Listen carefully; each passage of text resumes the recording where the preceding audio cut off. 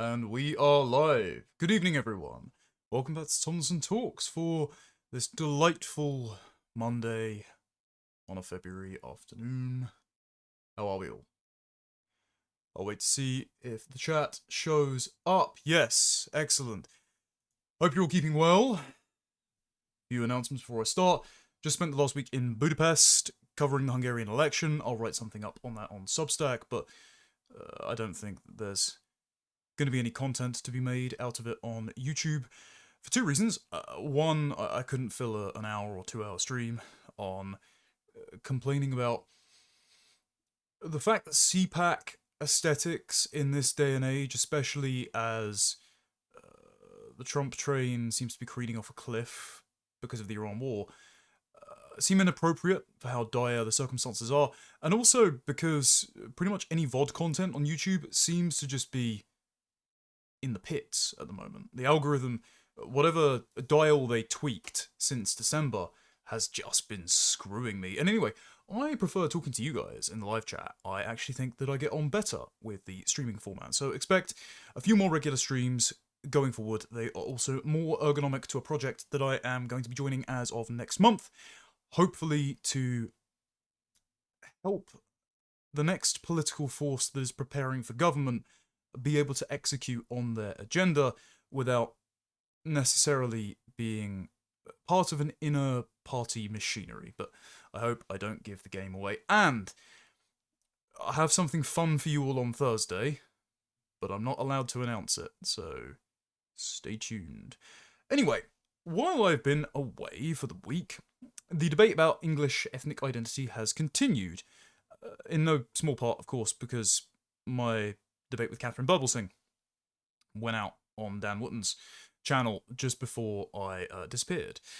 And the entire ethnic identity debate, the English ancestry, the British identity debate has gotten absurd to the point where some people who are very sound on the trans issue seem to be abiding by trans activist logic when it comes to what a British or an English person is.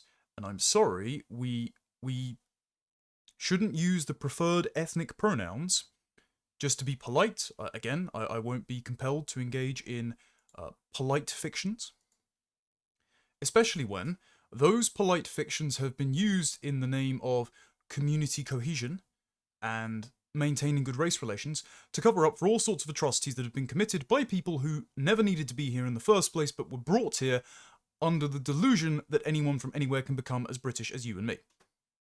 So, I'm not going to do that, and I don't think all of you should do it either.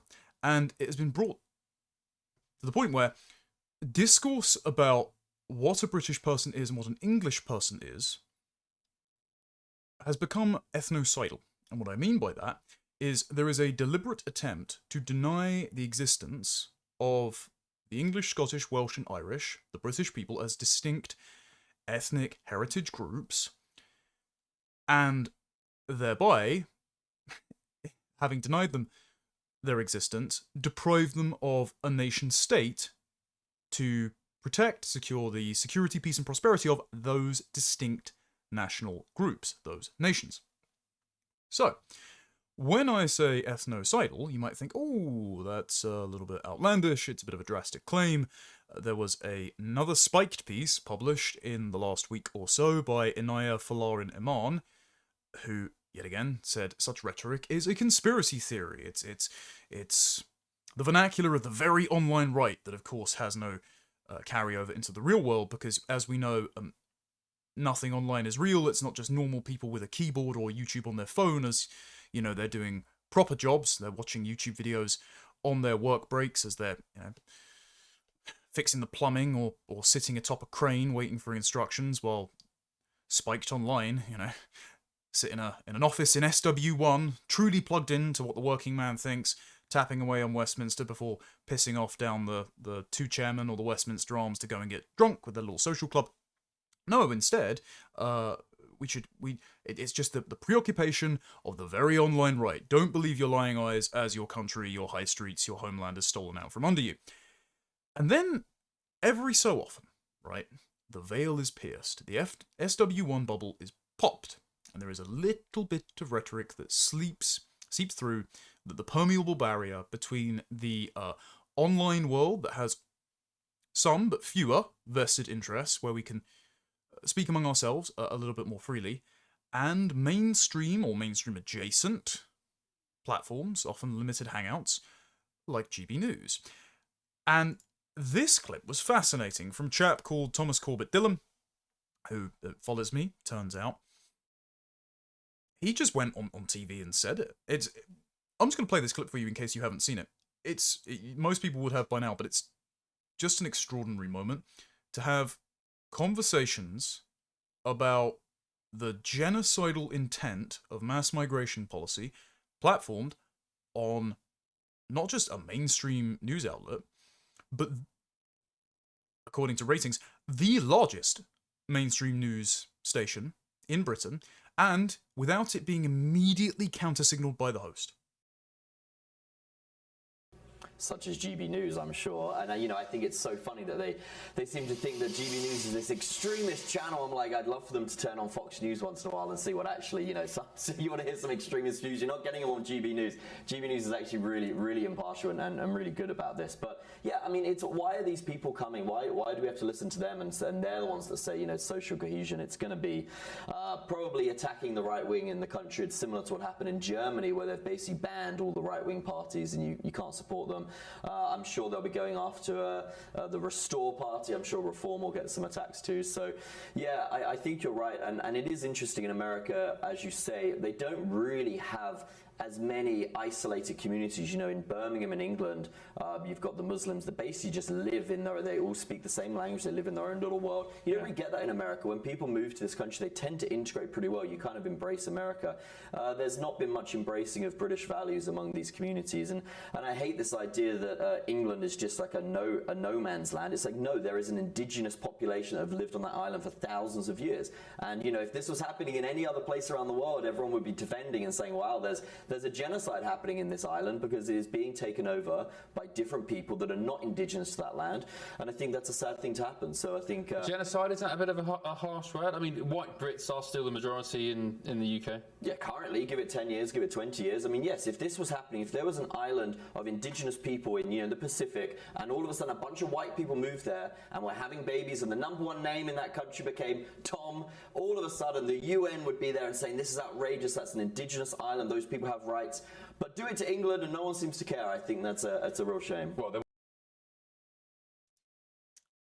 not to knock Tom. I've got a couple of objections to his rhetoric about the United States. It's of course, it's happening there too. Chicago being taken over by Hispanics, areas of Texas being taken over by Hindus and Muslims. Dibble, Michigan, largest Arab Muslim city, call to prayer, blasted out. And that's without even touching Somalians turning Minneapolis into Little Mogadishu. However, he's correct. He's completely correct. If this were happening to North Sentinel Island, where you're not even allowed to leave a can of Coke for fear of wiping out the native tribe with foreign germs, the United Nations would marshal all forces and create a peacekeeping blockade around the island and declare these people to be a protected species, and any attempt to enter the island, let alone to repopulate it with your own people and culture, to be a genocide. Looking back historically, the British Empire, which is a force that we should be proud of, was ultimately a benevolent humanitarian force, ending the slave trade, stopping sooty, bringing the wheel and running water and railways and nice architecture to the civilizations it touched, rescuing their languages and their heritage from being buried beneath years of sand and sediment in Egypt and India. The British Empire is called a genocidal force because, that the Bengal famine happened, because Winston Churchill summoned a typhoon to stop ships from bringing grain over or something, or the Boer War. There were detention camps set up for those who participated, and apparently that's akin to Auschwitz or something, because we made pairs of shoes out of African tribesmen. It's all so absurd. I'm being deliberately hyperbolic here because the same people, the denizens of our former colonies that come over to our country will accuse us of perpetrating genocides on their country, but when they come over, they establish colonies of their own, they speak their own language, they extract our income, particularly from the taxpayer, send it back to their home countries, show complete ingratitude for our hospitality, our prosperity, our public spaces. They say saying please and thank you is some sort of colonial imposition on them when they're in our country. Suddenly, that's not a genocide. Yeah, bullshit. I'm tired of the double standards. There is obvious anti-white, ethnocidal intent behind mass migration policy, behind the demand that we erase and redefine our own identity to accommodate these colonies that we never wanted to import in the first place. And there's a super chat here, and I should note that I will answer all super chats that are not directly pertinent to what I'm saying at the end of the stream, but for $4.99 from Wolf something, I'm just gonna try and expand that. Wolf de Mexico, I'm sorry, but if stopping the transcontinental trade brought you to this point, was it really a good of the British Empire? Yes, because for its own sake, we shouldn't be torturing and enslaving other human beings. Like, that's something that debases the person that does it. But remember, stopping the transcontinental trade did not, therefore, ineluctably mean that we had to import all the members of our former colonies. Because the British Empire went around the world abolishing the slave trade in the 19th century, and it took about 100 years or so for Britain to even start admitting migrants from its former colonies. Windrush was 1948. Again, we had less migration between 1066 and the Second World War than we did since 1997. So no, the abolition of the slave trade is not responsible for mass migration. Anyway, I'll read all the super chats towards the end. Thomas decided that he wasn't deterred by the prospect of being potentially banned from appearing on GB News again, like yours truly, though I did actually get asked back on a GB show. It was actually Ben Leo's one very recently, and I couldn't do it. I assume this is because some rogue producer tried to go around the executives, multiple executives now, who have explicitly banned me. It's been fed back to me through back channels, on the request, of course, of Stella Creasy, the woman who campaigned for the abolition of laws that criminalise abortion up to birth, and who is a demented leftist who also praised Muslims for praying at an iftar in Trafalgar Square. Meanwhile, she banned Christians from silently praying in their head outside abortion clinics. Like, she's just a demented leftist who wants more dead babies. But GB News think that, you know, they should counsel people who offend that woman. Okay, Thomas decided in the subsequent segment, which I'm not necessarily going to play, but I'll read this caption. White people are the world's minority. There's a genocide taking place against the indigenous people of England. Soon there will be no white majority nations left, and then where do we go when we lose our homelands? I don't need to play the clip for video viewers to see, judging by the looks of disapproval and physiognomy alone, which chap on the panel has the correct views about immigration here. I mean, well done, Tom. You're mogging. This is the exact same point Ava Vlodingerbrook just made at Hungarian CPAC, literally the only highlight, really, of Hungarian CPAC, that, yes, religion and values and culture and shared civilization and all of these things matter, but they're all derivative of ancestry, of identity, of heritage. And yes, that icky word, ethnicity. Ethnicity just means family of families who have lived in a given place over time, married between one another, and formed a coherent people. It's an expanded tribe of tribes, and tribes are just collections of families in a place over time. So yes, Europe, the UK, and the successful settlements of North America and Australia would not be the same country if they were populated by different peoples. And so this means that when we talk about nations, often, what civic nationalists mean is a nation-state, an institution with a particular ethos, and they try and decouple the culture and the ethos from the people. But what we're actually talking about is ethnos. What we're talking about is nations. What we're talking about is peoples. And so, as the international minority, you'd expect, if we're meant to be protecting minorities in our own countries, if that global minority is threatened, you would expect, especially with malicious intent, right? Demonized as responsible for all the world's problems, uniquely evil, saying that white people, academics saying that whiteness is a disease, white people are psychopathic, you would think that international law or international bodies, if they really are interested in protecting indigenous groups or minority rights, that they would step in and protect us. But no, of course, that's not the case. And there is a double standard here. And the double standard is on display in the following exchange, responding to Thomas's clip with Melanie Phillips. Now, Melanie, I have met once before. When I got taken around the Israel trip and managed to avoid kissing the wall, I had an exchange with Melanie. She was one of the speakers that addressed the group. And I just pointed out, look, Israel has a standard of national identity. It's a nation by and for Jewish people, and it's not a religious civic nation, it's an ethnic nation. It enjoys a standard of ethnic identity that the English and British people are not afforded. If we say we want the same thing as Israel, we're called racist. And Melanie, without disclosing private correspondence, her opinion was, well, that argument won't get very far in Britain. And here, in this exchange, this double standard is on display. I'm not accusing her of being a bad faith actor. I'm simply saying that my ethics are not ethnically partisan. Like, all I want is the recognition of the fact that British identity is derivative of the English, Scottish, Welsh, and Irish peoples. That English people exist as a distinct ethnic group. That doesn't mean other people are bad. I'm not making a moral judgment on that. I just want to tell the truth, to acknowledge facts, and not be told to tell lies, and when those lies are used to cause and cover up atrocities, I especially don't want to tell lies. Whereas there are other belief systems that are ethnically partisan, that are tribal. They are not mine.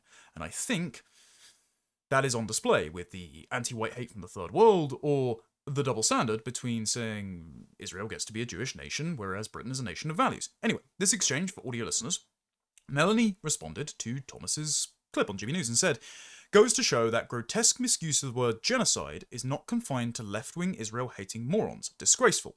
And so I responded, Melanie, if Jews endured rapid, unprecedented, unwanted demographic and cultural change in Israel to the point where they risked becoming a minority in their own homeland, would this be considered genocidal? If so, why is it any different when it happens to the English? I didn't receive a response, but that position is untenable.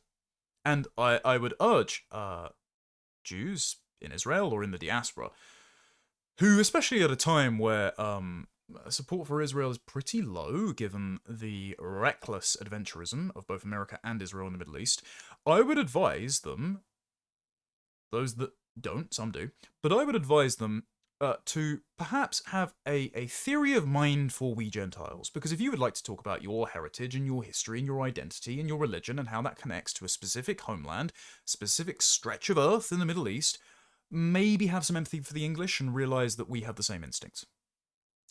Okay. However, all of this has been rhetoric so far, right? Might be rhetoric that you agree with. It might be rhetoric you enjoy. But I think that we should means test the theory that mass migration, multiculturalism, and the costs and crimes of said immigration are being done with ethnocidal or genocidal intent, because it is a bold claim, even if the evidence is just, obvious to anyone with a functioning pair of eyes. So how can we assess the claim? Well, Carl Benjamin's already done an excellent video on his Sargon of Akkad channel, an essay breaking down how the UN's definition of an indigenous people and the rights that those indigenous people supposedly possess under international law should apply to the English, but they don't. And so you must ask why. There is an invective, a hatred lying behind that double standard. But what about the actual acts? What about things that we can measure in practice? Okay, would it be a genocide if there was a mass campaign of kidnapping, drugging, torturing, and sexually abusing children because of their race and religion by an ethnic outgroup who had specific slurs for that group, including Gora or white slag or white whores? Would it be genocidal? Would it be genocidal if there were specific representatives of that community and media organs, like Radio Rwanda, that were dedicated to justifying those acts? Okay, would Baroness Saida Vorsi, sort of deflecting and downplaying the unique significance of the Pakistani rape gangs and their predation on English children, by responding to a question by bringing up the Epstein scandal. Again, absolutely atrocious. Lots and lots of people should be in prison. I would bring back the death penalty, particularly for treason. Funny that Peter Mandelson's government decided to get rid of that, huh? But it's not particularly relevant to the conversation that Zia Yusuf was asked to have there.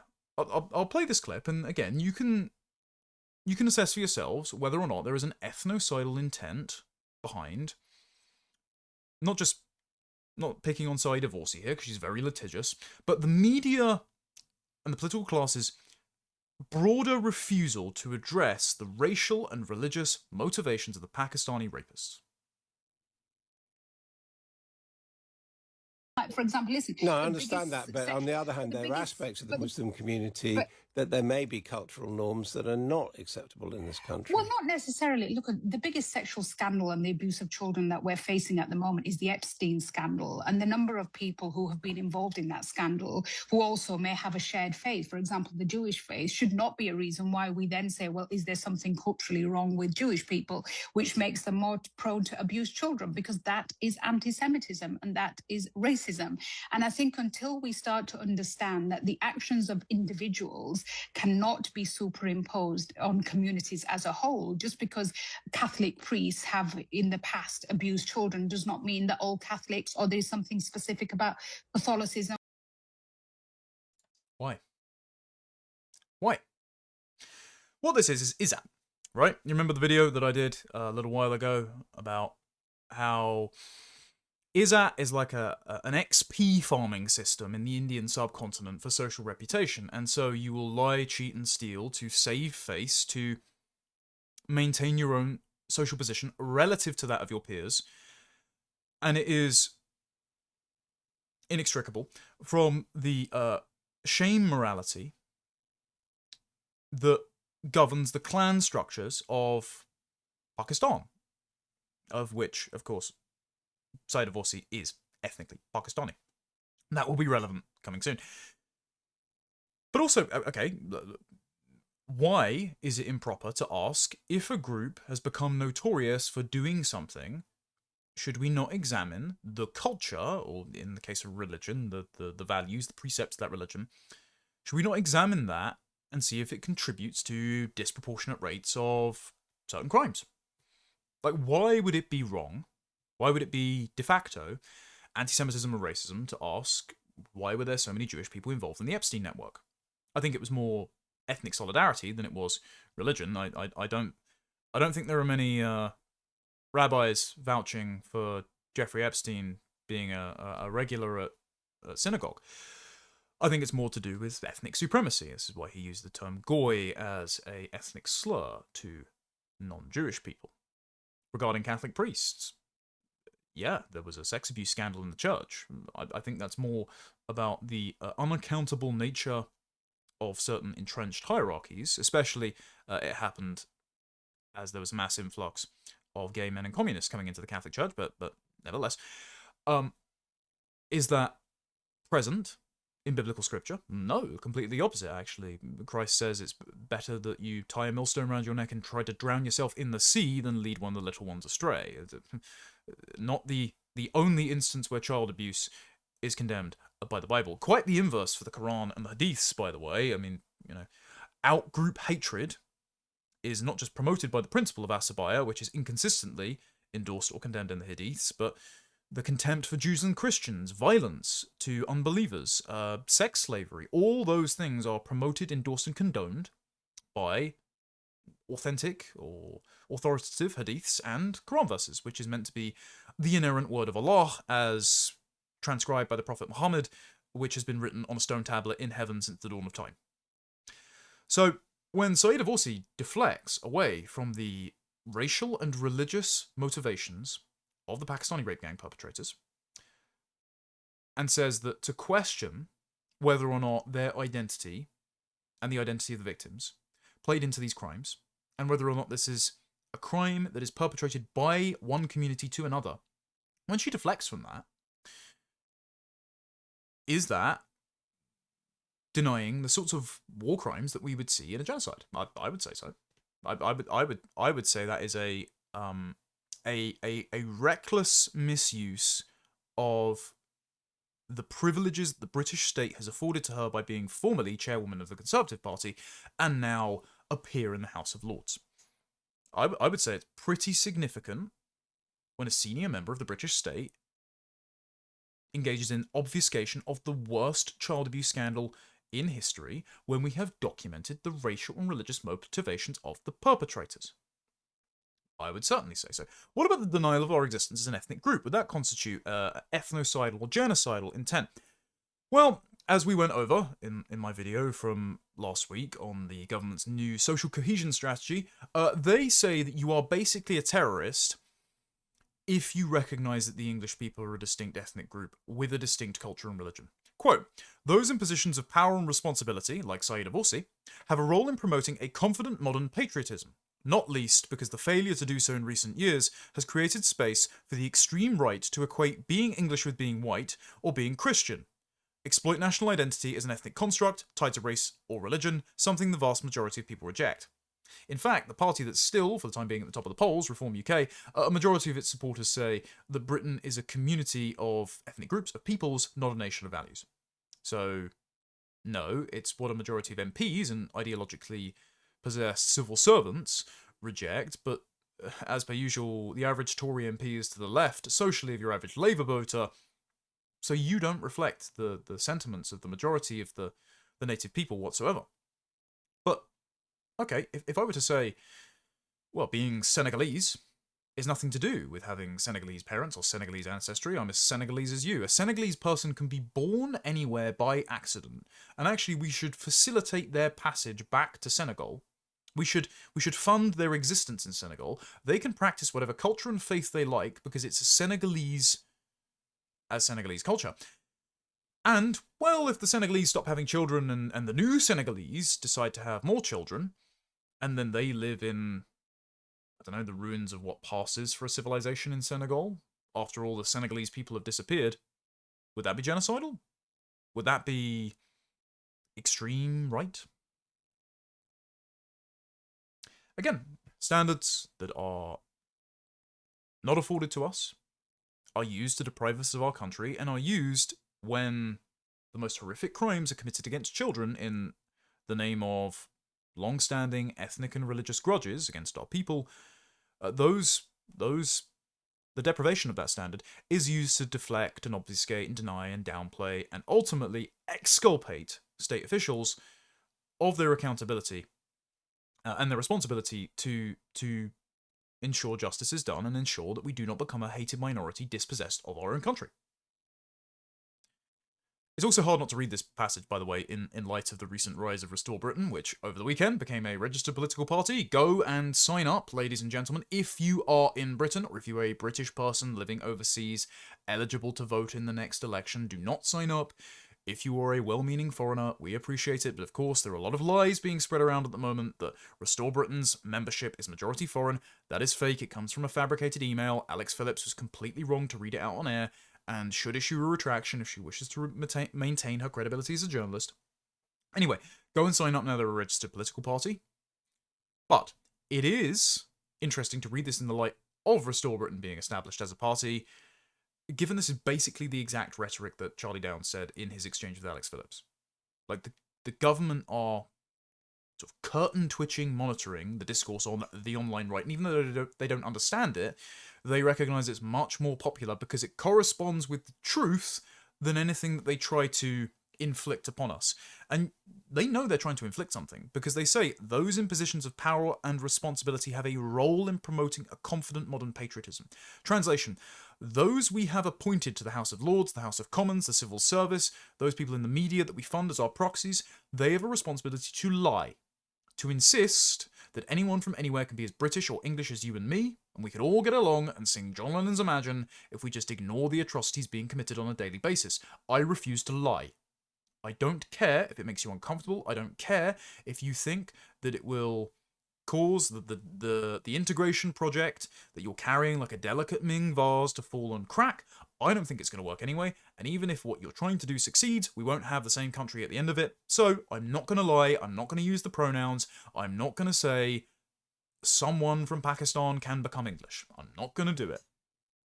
And yet, Home Secretary Shabana Mahmood, who occupies, I remind those outside of the UK, the senior most position in the government concerning immigration, counter-terrorism, and the police, she continues to insist that she is English. She was interviewed by Trevor Phillips. Here, Trevor Phillips, in 2024, I remind you, wrote a piece in the Times saying the British people are backward and ignorant and have to be integrated back into their own multicultural, diverse country. So he's an absolute enemy, even though he occasionally stumbles upon the truth. He sits down with Shabana Mahmood and gives her airtime to deny the existence of the English as a distinct ethnic group. And she says, no, I am English. She has 2 Pakistani parents. She is a Sunni Muslim. Islam does not have a long history in shaping the British Isles. If Britain were Muslim, it would not be Britain, because we have been Christian since before our inception, not just as a union of respective kingdoms, but even as the nation of England. I mean, the Venerable Bede named us in the 8th century? King Alfred, the first king of England, in the 9th century, wrote the Doom Book, based on the life of Moses, with the 10 Commandments in the front. We have always been Christian. Now, that doesn't mean that Christians can become English, and that does not mean that English people who are not Christian stop being English. It means you stopped participating in the rich history and heritage and faith of the country. Nevertheless, Shabana Mahmood, on all levels, even according to civic nationalists, fails in the qualifiers of being English. And yet, she looks in your face and she lies to you and says, not only is she English, but you must recognise her as English, otherwise her government will call you a terrorist. Is what you set out today, you say, is a Labour immigration policy. And it means, in your mind, that people like your parents who play by the rules can find a home in this country, and that their children can, and this is an interesting word, their children can unthinkingly call themselves English. Do you personally, without reservation or hesitation, call yourself English? Yes, that's why I put that in the speech, because it's never occurred to me that I'm not. I very much identify with being somebody who's a Brummie. I think Birmingham is one of the best of the English cities, and I consider myself English as well as British as well. I know that sometimes people use English to mean slightly different things, but for me, my identity, being someone who's born and lived in England all my life, that's who I am. So, in minority homes, generally speaking, English usually means white. From your point of view, you've gone past that. I think definitely when I was younger, everybody would have said if you're saying someone is English, what you really mean is they're white. I think that is a little bit less true today, as more of us are settled in England. As you've seen the rise of sort of Scottish civic identity and Welsh civic identity. If England were playing Scotland in a football match, I know who I'm supporting. I wouldn't even think twice about supporting anyone other than England. And if they're playing Pakistan at cricket? Exactly the same, England all the way. So because of that, I think over the last few years, you've seen more of a sense of confidence amongst minority communities to consider themselves English. But also, I think English is not a race identity so much as it is a civic and national identity, and that is definitely the perspective I have of it. No, it isn't. English is an identity based on ancestry and heritage. And the phrase, as more of us are settled, thereby being the pretext to redefine my identity to be one of bland civic platitudes. That is not an observation, that is provocation. Because that is saying, yes, mass migration was inflicted on you without your democratic consent, you voted against it, you didn't want it, and you want it reversed. However, because we're here, you're now stuck with us, and because we've reached a critical demographic mass, and because we've been the beneficiaries of DEI by every political party bar one, Restore Britain, over the last 30 years, well, now we have the power and the numbers and the media apparatus to tell you that we can redefine your identity and you can't do a damn thing about it. And when she says minority communities now have the confidence to participate in that civic English identity, what she means is minority communities now have the critical mass and the power to define the English out of existence. And that is tinged with a ethnic chauvinism, a vengefulness against the empire, a dislike of British people, not just because, the majority of mosques in Britain are Dear Bandy, a Muslim sect that was established in the 19th century just outside of Delhi, specifically to resist British colonial rule over India. But because, as it happens, there is someone in chat expressing exactly this. I've just seen this from a chap called Buzz. Quote, "The empire strikes back and the hypocrites are crying. You dish it out, you learn to take it. They are here because you were there. At least you are not subject to the abuse they were." Right. This is a common mentality from people from the Indian subcontinent. Don't know where Buzz is from. Might just be a sort of Camp of the Saints style white leftist. But what he's saying there is, we deserve the Pakistani rape gangs because we went to India and gave them the railways. That is what this person is saying. He is saying, well, they're here because you were over there and you were doing humanitarian work. They're committing crimes and taking your money. And because the British Empire existed in their country, you now deserve them to come over and commit crimes in your country. So I just thought I would read that out before I continued, because that is what we are dealing with. That is the mentality of many people, and many of those people are in our country. He's also spamming nothing to do with India or rape gangs. Yes, it is. Yes, it is. It's entirely to do with that. You are absolutely reprehensible. Innocent children do not deserve to be abused, murdered, pimped, trafficked, or raped because of your post-colonial revenge fantasies, you absolute freak. Anyway, Shabana Mahmood feels sufficiently empowered to deny the English our existence. And as Lander, one of my mutuals, excellent YouTube channel, go follow him on Twitter, go watch his content, is pointing out, he says, Shabana Mahmood denying the English people exist is really a precursor to ethnocide. Imagine if I argued the Holocaust wasn't a genocide because the Jews aren't really a people, just civic Germans and Poles. People would lose it. Quite rightly so. Same thing with Melanie Phillips. If that had happened in Israel, Israel would launch a war against the nation that is demographically gerrymandering it. So, why is it different when it happens to the English? Because the people doing it to us benefit from it. And so all we have to do, by the way, is notice that they're, one, is at farming, two, that they hate us because of our ethnicity and our religion and our culture. They have a post-colonial grievance complex that we just don't have to accommodate. Actually, you know, our history is much better and our civilization is much more moral than all of those that have existed throughout history. And we can just reject this and say, no, we are a distinct people. We don't deserve to be erased or replaced. We have lots of things to be grateful to inherit and to be, for want of a better word, proud, though pride is a sin. We need a new language for that. But we have many things to celebrate about our ancestry and about our present. And so we actually don't have to recognize you as one of us. And we don't have to, therefore, excuse and accommodate all the things that you and your co-ethnics, your countrymen, are doing to us. No, the English people exist, they possess England, you are not English, you don't get to tell me that you are English, and actually that marks you out as an enemy and you shouldn't be here. I don't care how senior you are in the government, Shabana Mahmood. You should not be here if you think like that, and you are prepared to use the logic that erases the English people from existence and allows people like the Pakistani rape gangs to commit the crimes that they've been committing under the auspices of the English people do not deserve to exist as a distinct group. Disgusting. Not going to put up with it. Now, this interview followed a speech that she gave on immigration, and this is all in the context of this, because it becomes particularly more insidious when Shabana Mahmood is cosplaying as an English person, not even making an effort here. I mean, I'm sorry, she looks like a Goomba from Mario. Okay, those eyebrows are ridiculous. You at least, you know, as the trans debate said about men who put in an effort to look at women, at least try to pass Shabana. Anyway, all of this discourse is done in the context of Shabana Mahmood's Potemkin immigration reforms.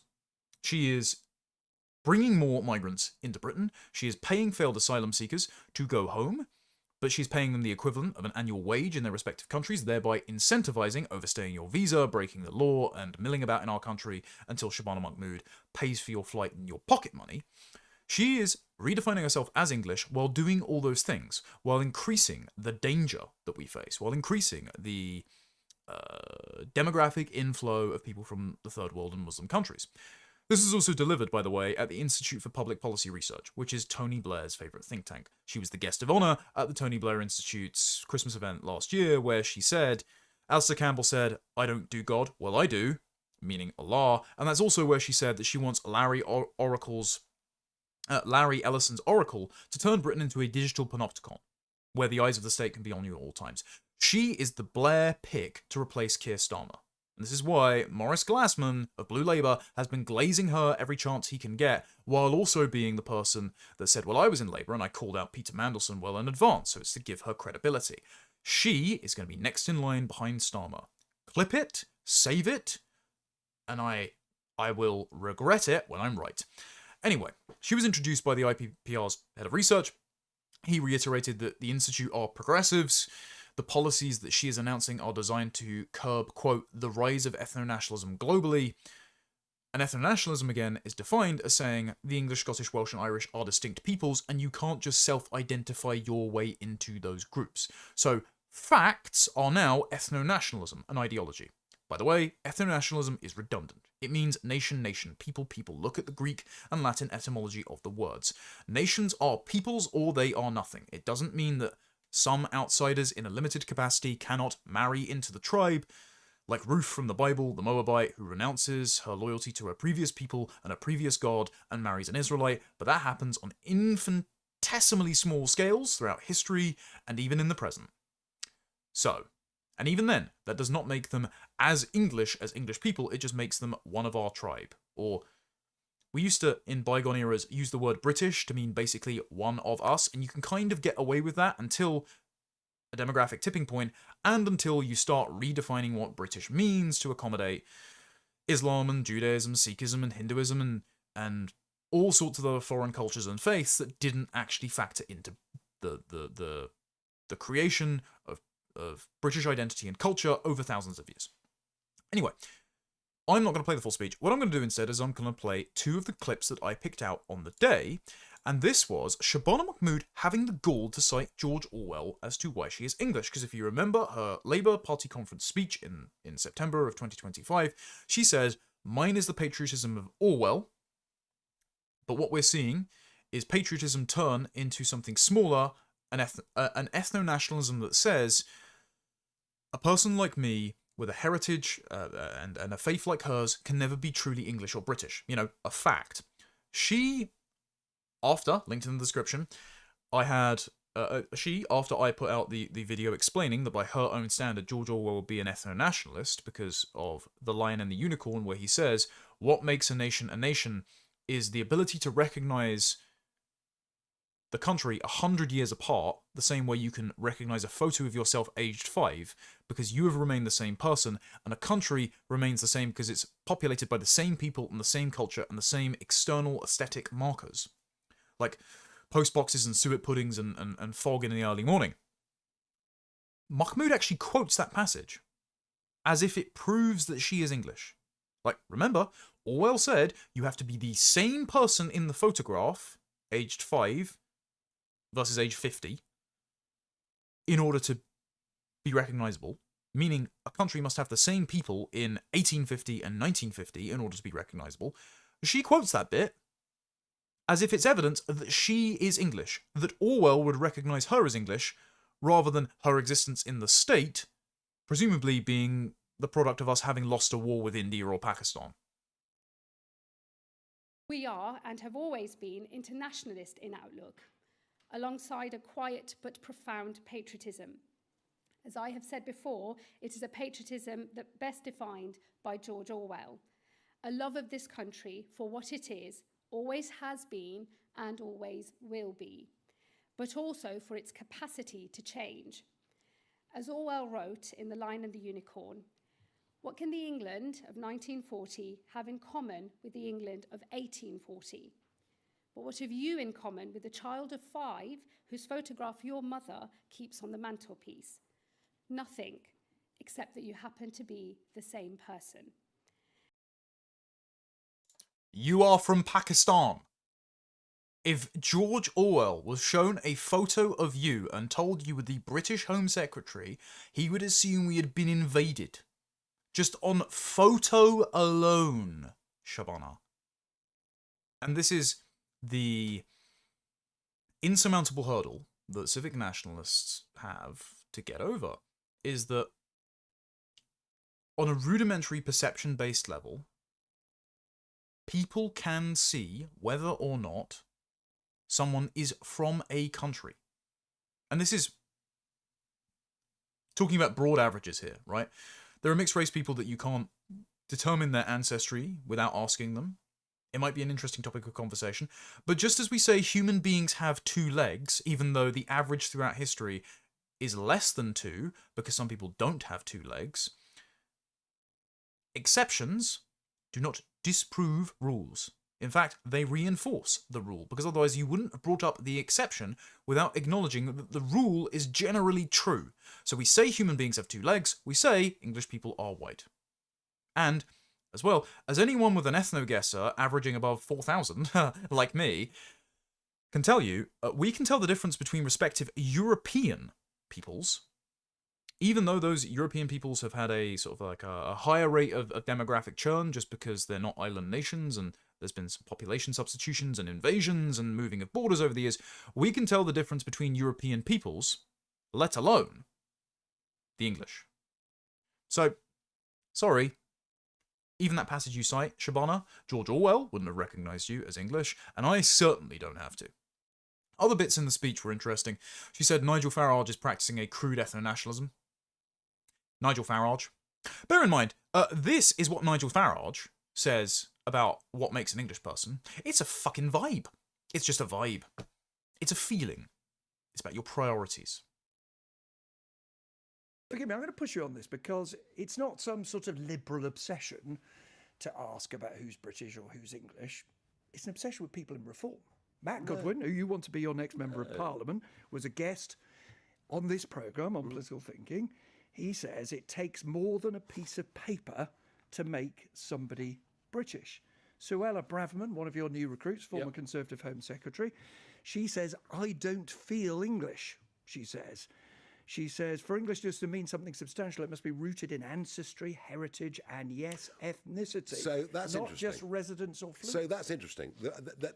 What she's saying is this. British is a much bigger, all-encompassing term than English. That's the distinction that she's drawing. But are you? And hence the reason that I answered your first question on this. It's about Britishness. Britishness is a much bigger, broader sense. Englishness, maybe it's a bit more narrowly defined, but I don't think it really matters. Well, it sort of matters to people because Rishi Sunak was also on this podcast. I think being Rishi British Sunak matters. was on this podcast after it was said of him that he couldn't be English because he was, not my words, but the words of the person who said it, brown and Hindu. Sorry, I'm seeing in the chat people point out that Farage sits very strangely. I mean, his shoulders are pushed in like a doll's face and he's crossing his legs. It's very odd. I mean, it just doesn't look comfortable. I don't know why you would... Strange posture. Anyway, completely beside the point. Said, of course I'm English, but Matt Goodwin, who wants to be your next MP, suggests he might not be. He says, people can identify as British and indeed English in terms of nationality, but many, and he said, Rishi Sunak, are not English in terms of ethnicity. So is your candidate right or is he wrong? Listen, I'm not going to start drawing ethnic lines on what being English is. Otherwise, we'll be back to DNA tests of whether you're Anglo-Saxon. I'm not going down that road. It's about how you feel, and it's about what your priorities are. That's what I'd say.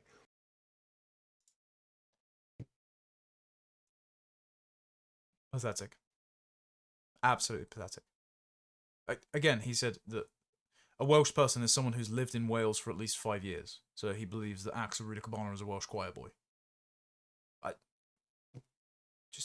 It's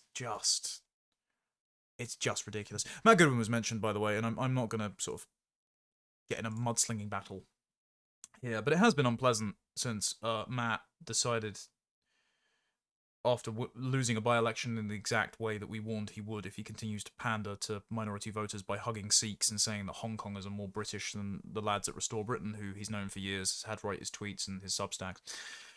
He's then going around selling a brand new book that seems rushed out the door because he forgot to clip the ChatGPT part off the hyperlink that shows that he sourced his sources using the assistance of AI.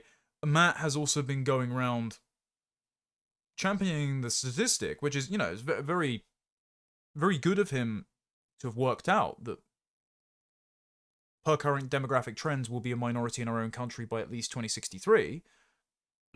Groundbreaking stat. Good research, Matt. And then when people say, okay, brilliant, what are we going to do about it? He pulls the Danny Finkelstein and goes, buy my book. Otherwise, if you want to actually do any policy proposal about this, well, you're a racist, you're a basement dweller, you're a basket of deplorables. At which point you have to ask, okay, then if we can integrate all the immigrants brought here and we don't need to deport anyone, why is demographic change a concern, Matt? He first said this on Winston Marshall's podcast, by the way. Winston, yet again, son of Paul Marshall, gets all the high-profile guests because both he and his father are engaged in trying to shepherd reform comfortably into Downing Street. A lot more comfortable with that now that they're full of members of the Tory party that they, assisted in the defection of. More coming soon, by the way. They've been trying to get more Tories behind the scenes, it turns out. They've been having some meetings with some formerly senior Tories that I've heard about, and those meetings didn't go very well because those Tories weren't so keen on defecting. Even some of the Tories have realised that reform has taken on so many Tories in its Tory lifeboat that they're beginning to take in water, and those conversations went quite sour with those given Tory individuals. So, maybe actually alienating some of those Tories will turn out to be better for reform in the future. But Matt, having come up with that statistic, then speaks to Winston Marshall, and they both laugh at and mock the policy of mass deportations. And when I was campaigning on the streets, one thing that I was thinking about, because at the time we had a bit of online hurrah about, new parties being formed and all the rest of it, I was thinking how utterly absurd it would be to watch some of those people campaign in Gorton and Denton, right? Knock on the door, boom, boom, boom. Hello, where are you from? Oh, I'm from Restore. All right, what do you believe? Yeah, you should be deported. We believe in mass deportations. Oh, right. Oh, what else do you believe? We believe in remigration. Oh, what's that? Let me tell you something. It's completely divorced from political reality. The people who are pushing those ideas have never canvassed, have never campaigned, have never spent a serious amount of time with the British people. Matt, again, I don't wish to be insulting, but if your bar for political experience, canvassing and campaigning, is standing on the top of a bus shouting slogans like Alan Partridge, well, then I'm happy to have never done any canvassing, campaigning, or have sullied my reputation with what you consider to be political experience. But you heard it here. Mass deportations are not a reform policy. Now, Zia Yusuf, who apparently is monitoring the situation regarding Restore Britain on our Twitter accounts, much to the chagrin of his staff members who write for small outlets that engage in constant character attacks, but he calls the Zoomers. Zia Yusuf will be very frustrated by this, actually, because he is, as much as I don't like him, as much as what he did to Rupert Lowe is reprehensible, he is politically cunning enough to see that actually, no, the British people do want mass deportations. All of Reform's voters want mass deportations. They are an overwhelmingly popular policy with the public. Immigration remains, as the most recent YouGov data shows, the #1 issue for voters writ large, and so a strong and credible stance on immigration is a vote winner, is an election winner, an outright majority winner, and backing away from that to triangulate and seem moderate actually costs you the election. Something that I said a couple of years ago and was partly banned for reform for saying, something that Farage recognised after his disaster of an Edgington interview and after it was fed back to him via back channels, that Donald Trump and the administration were very unhappy that he was counter-signalling mass deportations back when we all thought, hey, the Trump administration might actually deliver them. Farage then decided to promise mass deportations. Zia Yusuf has been trying to posture as the credible person not just to deliver mass deportations as the shadow Home Secretary, presumably the Home Secretary when Reform win government, but he's gone so far as to pilfer Restore Britain's rhetoric on Christian heritage, and him, a practicing Muslim, though, you know, he's still a bachelor, and he drinks, so don't know how practicing he is. Probably not observing Ramadan by, you know, skipping lunch. He is now saying that he will defend our Christian heritage. So Zia Yusuf is smart enough to see where electoral capital lies on the right that his other more boomerish or unserious colleagues do not. This does not mean that Zia Yusuf is a moral person. It means that he's much cleverer politically, and that's why he's a better rhetorician than everyone in Reform.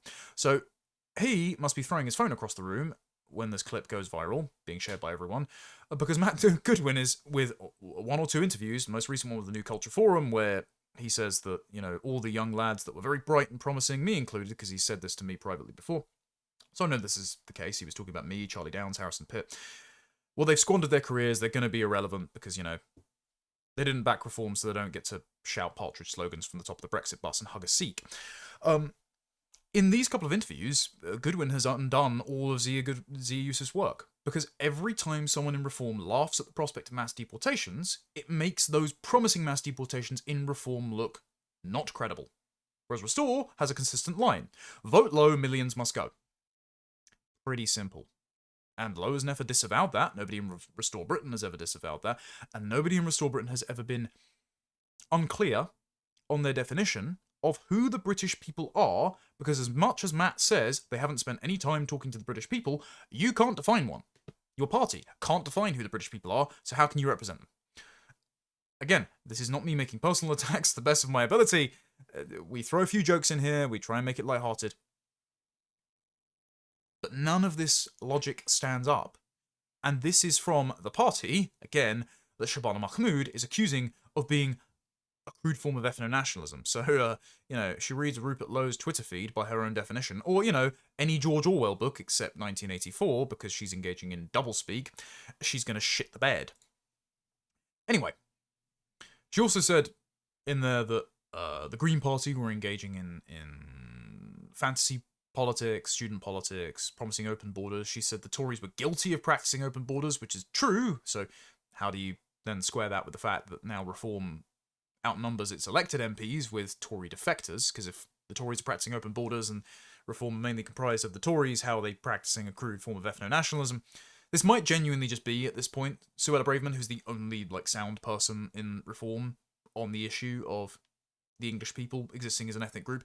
This might genuinely be, like, Suella Braverman and Shabana Mahmood doing the "we don't like your kind round here" meme between Indians and Pakistanis. Anyway, the more interesting things about this is that during her denial of the English people as a distinct ethnic group, she announced a new student refugee route, presumably for the Palestinians they've been secretly importing from via Jordan to Manchester Airport on full scholarships paid for by the taxpayer, that's modelled on the Ukrainian refugee scheme.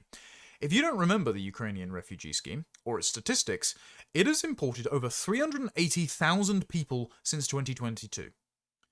They were specifically not given indefinite leave to remain, because, commendably, they want to return to their country of origin once the war has ended. Presumably, and this is what the Hungarians are thinking, I was speaking to some of their ministers over the last week, this will be a negotiated settlement rather than a total military victory, because the Ukrainians are run out of manpower and the Russians are just pretty comfortable at this point. The sanctions didn't work. They're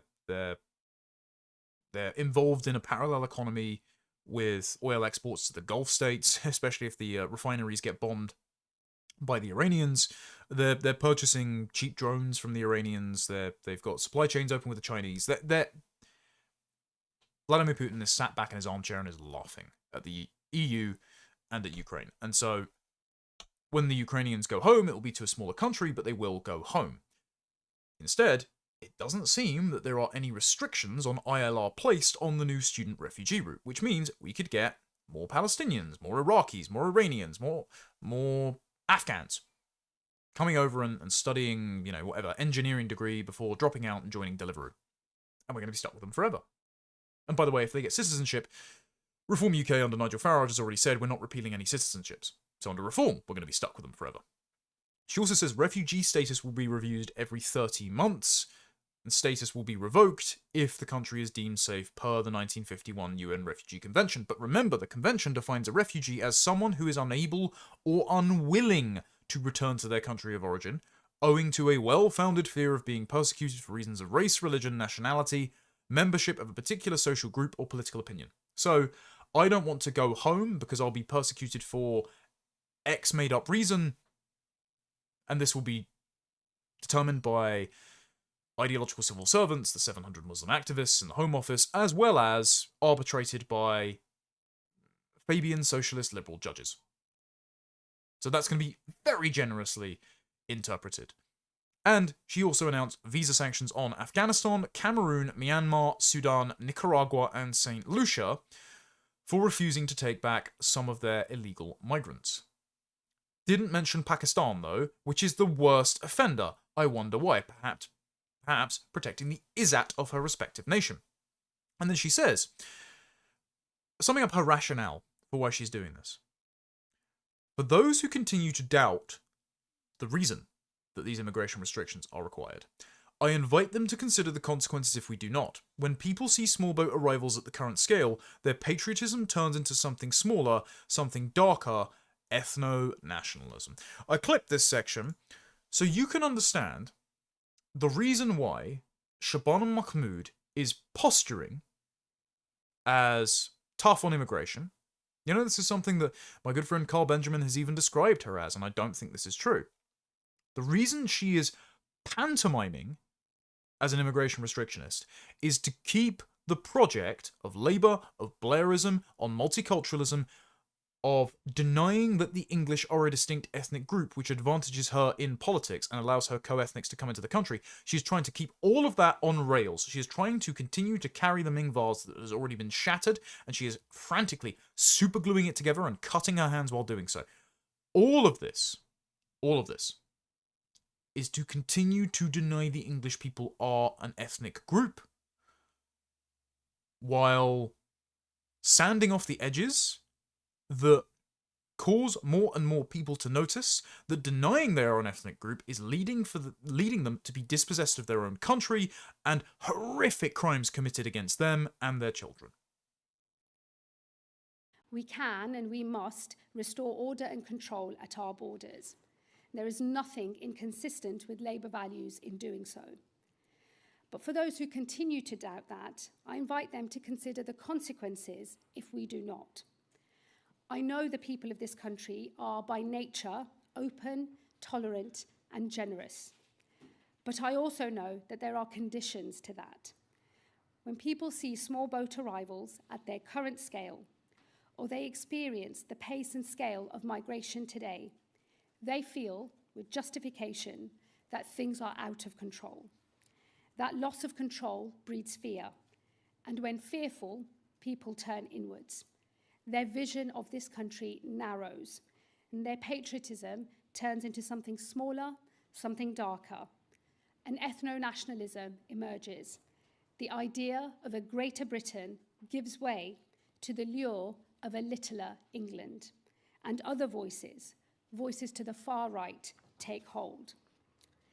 If the left does not secure our borders, the hard right will be given the chance to try, and they will not be restrained by values like ours.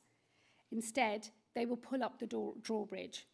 Those who have been here for decades, legally, with settled status, will suddenly hear a knock on their door one night, bundled into the back of a van, separated from children and grandchildren, and deported from this country that they have made their home. With deportations on the scale that Reform now promise, there is no way of achieving them without sending people back to a country that is not safe, and where on return they could be killed. Make no mistake, by restoring order to our borders, we are fighting for the very existence of a humane asylum and migration system in this country. Her chief concern is not the possession that the English, Scottish, Welsh, and Irish the British people have of their own country. Her chief concern is the asylum system. Her chief concern is the well-being of the immigrants that she wants to keep bringing into the country at our expense in an orderly fashion without arousing too much public outrage. And I see people in the chat going, what does ethno-nationalism even mean? It is a bogeyman. It is a straw man. It is a phantom confected by civic nationalists who put no qualifiers other than birthplace or ascription to a set of liberal values or being given a passport by a government that hands them out like participation trophies to being British. And funnily enough, if you don't uphold those values, then you don't stop being British. There are no punishments, there are no deportations involved if you fail or fall short of British values. If you are not born in Britain, you can still become British by possessing a passport. Or if you apparently, Shabana Mahmood says, if you are George Orwell and you are born in India, you are still as British as Shabana Mahmood, a woman ethnically from the Indian subcontinent, born in Britain. Again, her standard of ethno-nationalism would mean that George Orwell was an ethno-nationalist, even though she says that she has the patriotism of Orwell. Ethno-nationalism is a made-up term to try to separate the ancestry of a people from their national identity, their culture, and their nation-state. It is a made-up term that is akin to you're bad, you're smelly, you're evil, to try to discourage you from saying, no, we are a people and our nation-state belongs to our nation. You know, facts. It is a term to try to make facts radioactive, to continue to deny your existence and deprive you of a country. Reject it, and also reject their attempt to redefine what being English is, to encompass Pakistani women like Shabana Mahmood, who are nothing but our enemy.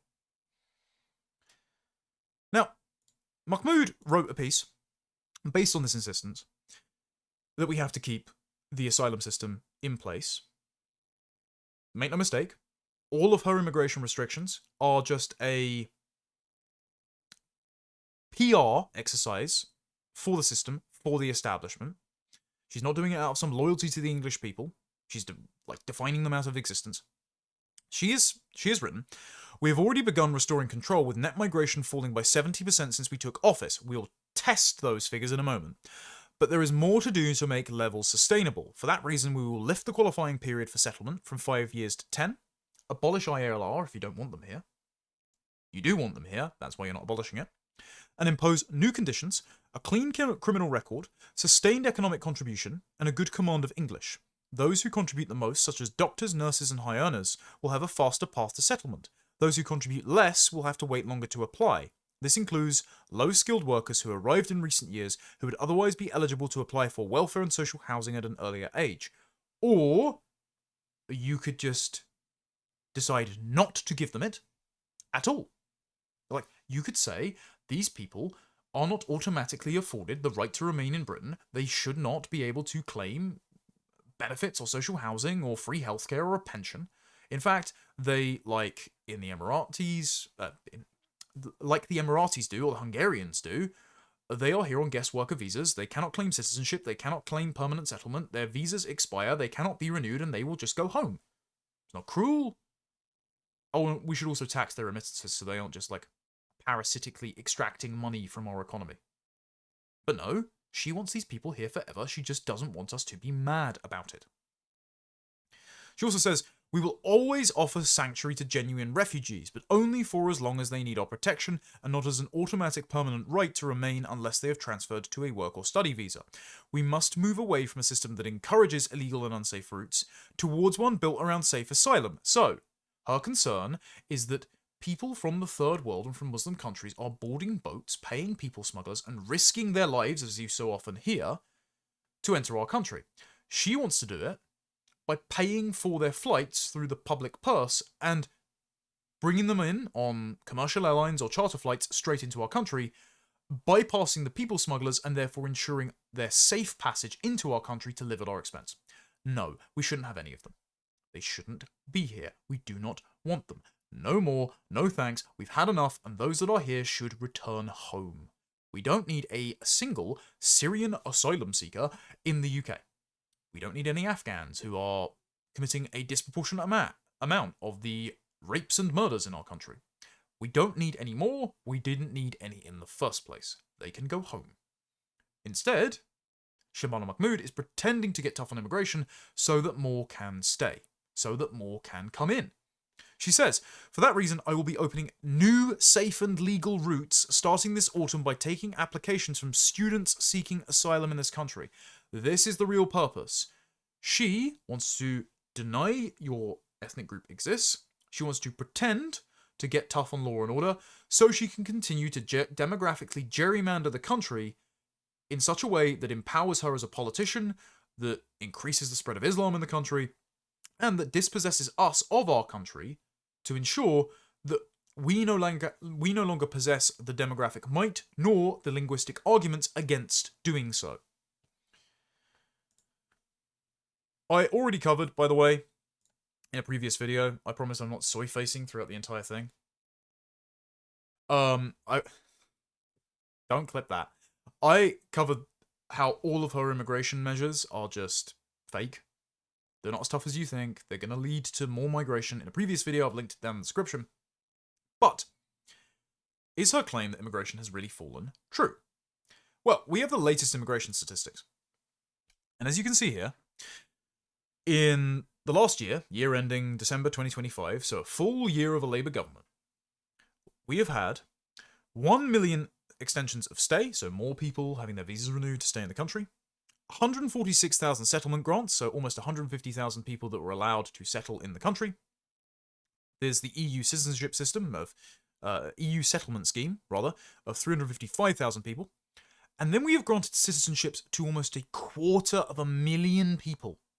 So that means that 250,000 people have just become as British as I am, because the government gave them a piece of paper saying they could be. So when she says immigration has fallen, she's still giving out 430,000 or 429,000 study visas, 261,000 work visas, and 67,000 family visas. That's still way higher than the pre-Brexit years. Those people don't need to be here. We didn't want them here. We want the ones already here to leave. Mass migration must not just be reduced. It must not just be stopped. It must be reversed, as Rupert has promised. But not only are we still getting ridiculously high numbers of visas, 236,000 people got a British passport, which means British identity is being devalued via bureaucracy.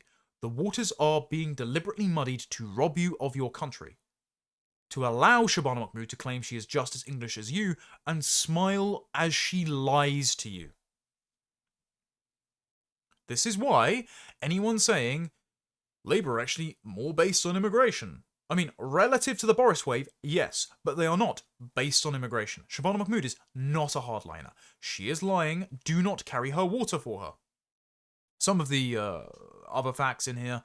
There are 809,000 visas given for non-visitor reasons in the latest year. Oh, and by the way, there were 2,240,000 visitor tourist visas granted.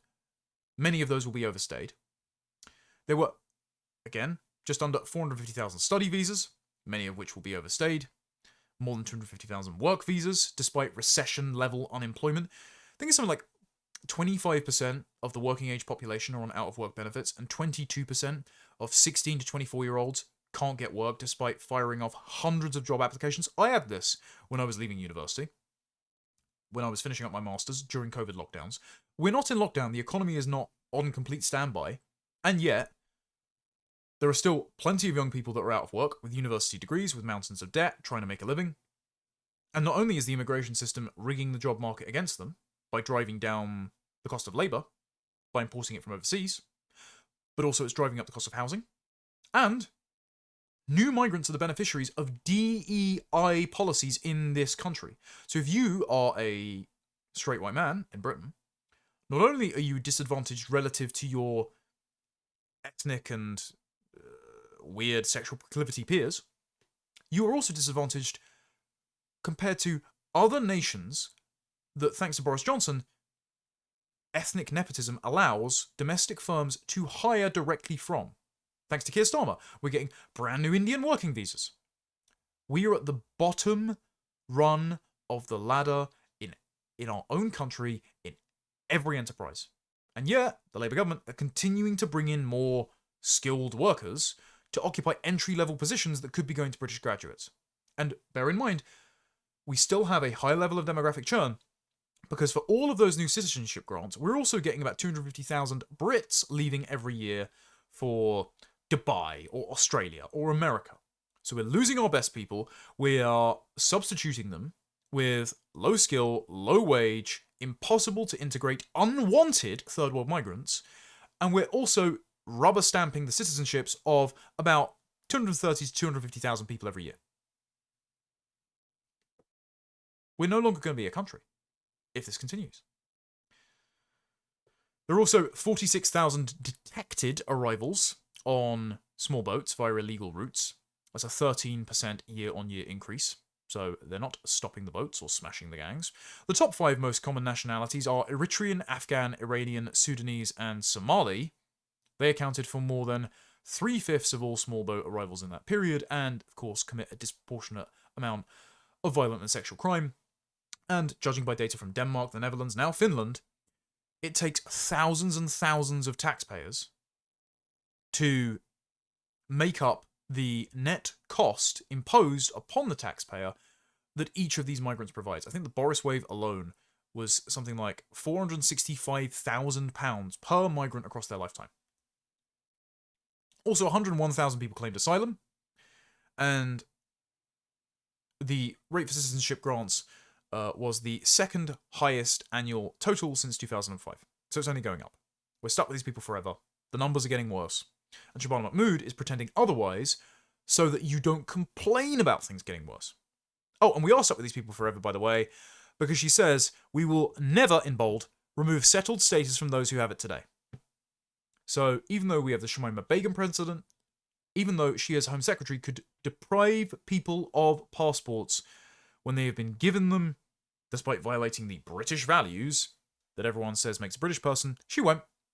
So we just keep growing our country, the overall population size. We just keep growing it while losing our best people, while losing the natives. It's horrific. She's also said, again, in more posts, the country will always provide sanctuary to those fleeing war and persecution, but once a refugee's home is safe and they're able to return, they will be expected to do so. Okay? What if they refuse? What if they successfully appeal to human rights law and international courts? Or what if their appeals fail and they stay here anyway? Submitting another appeal.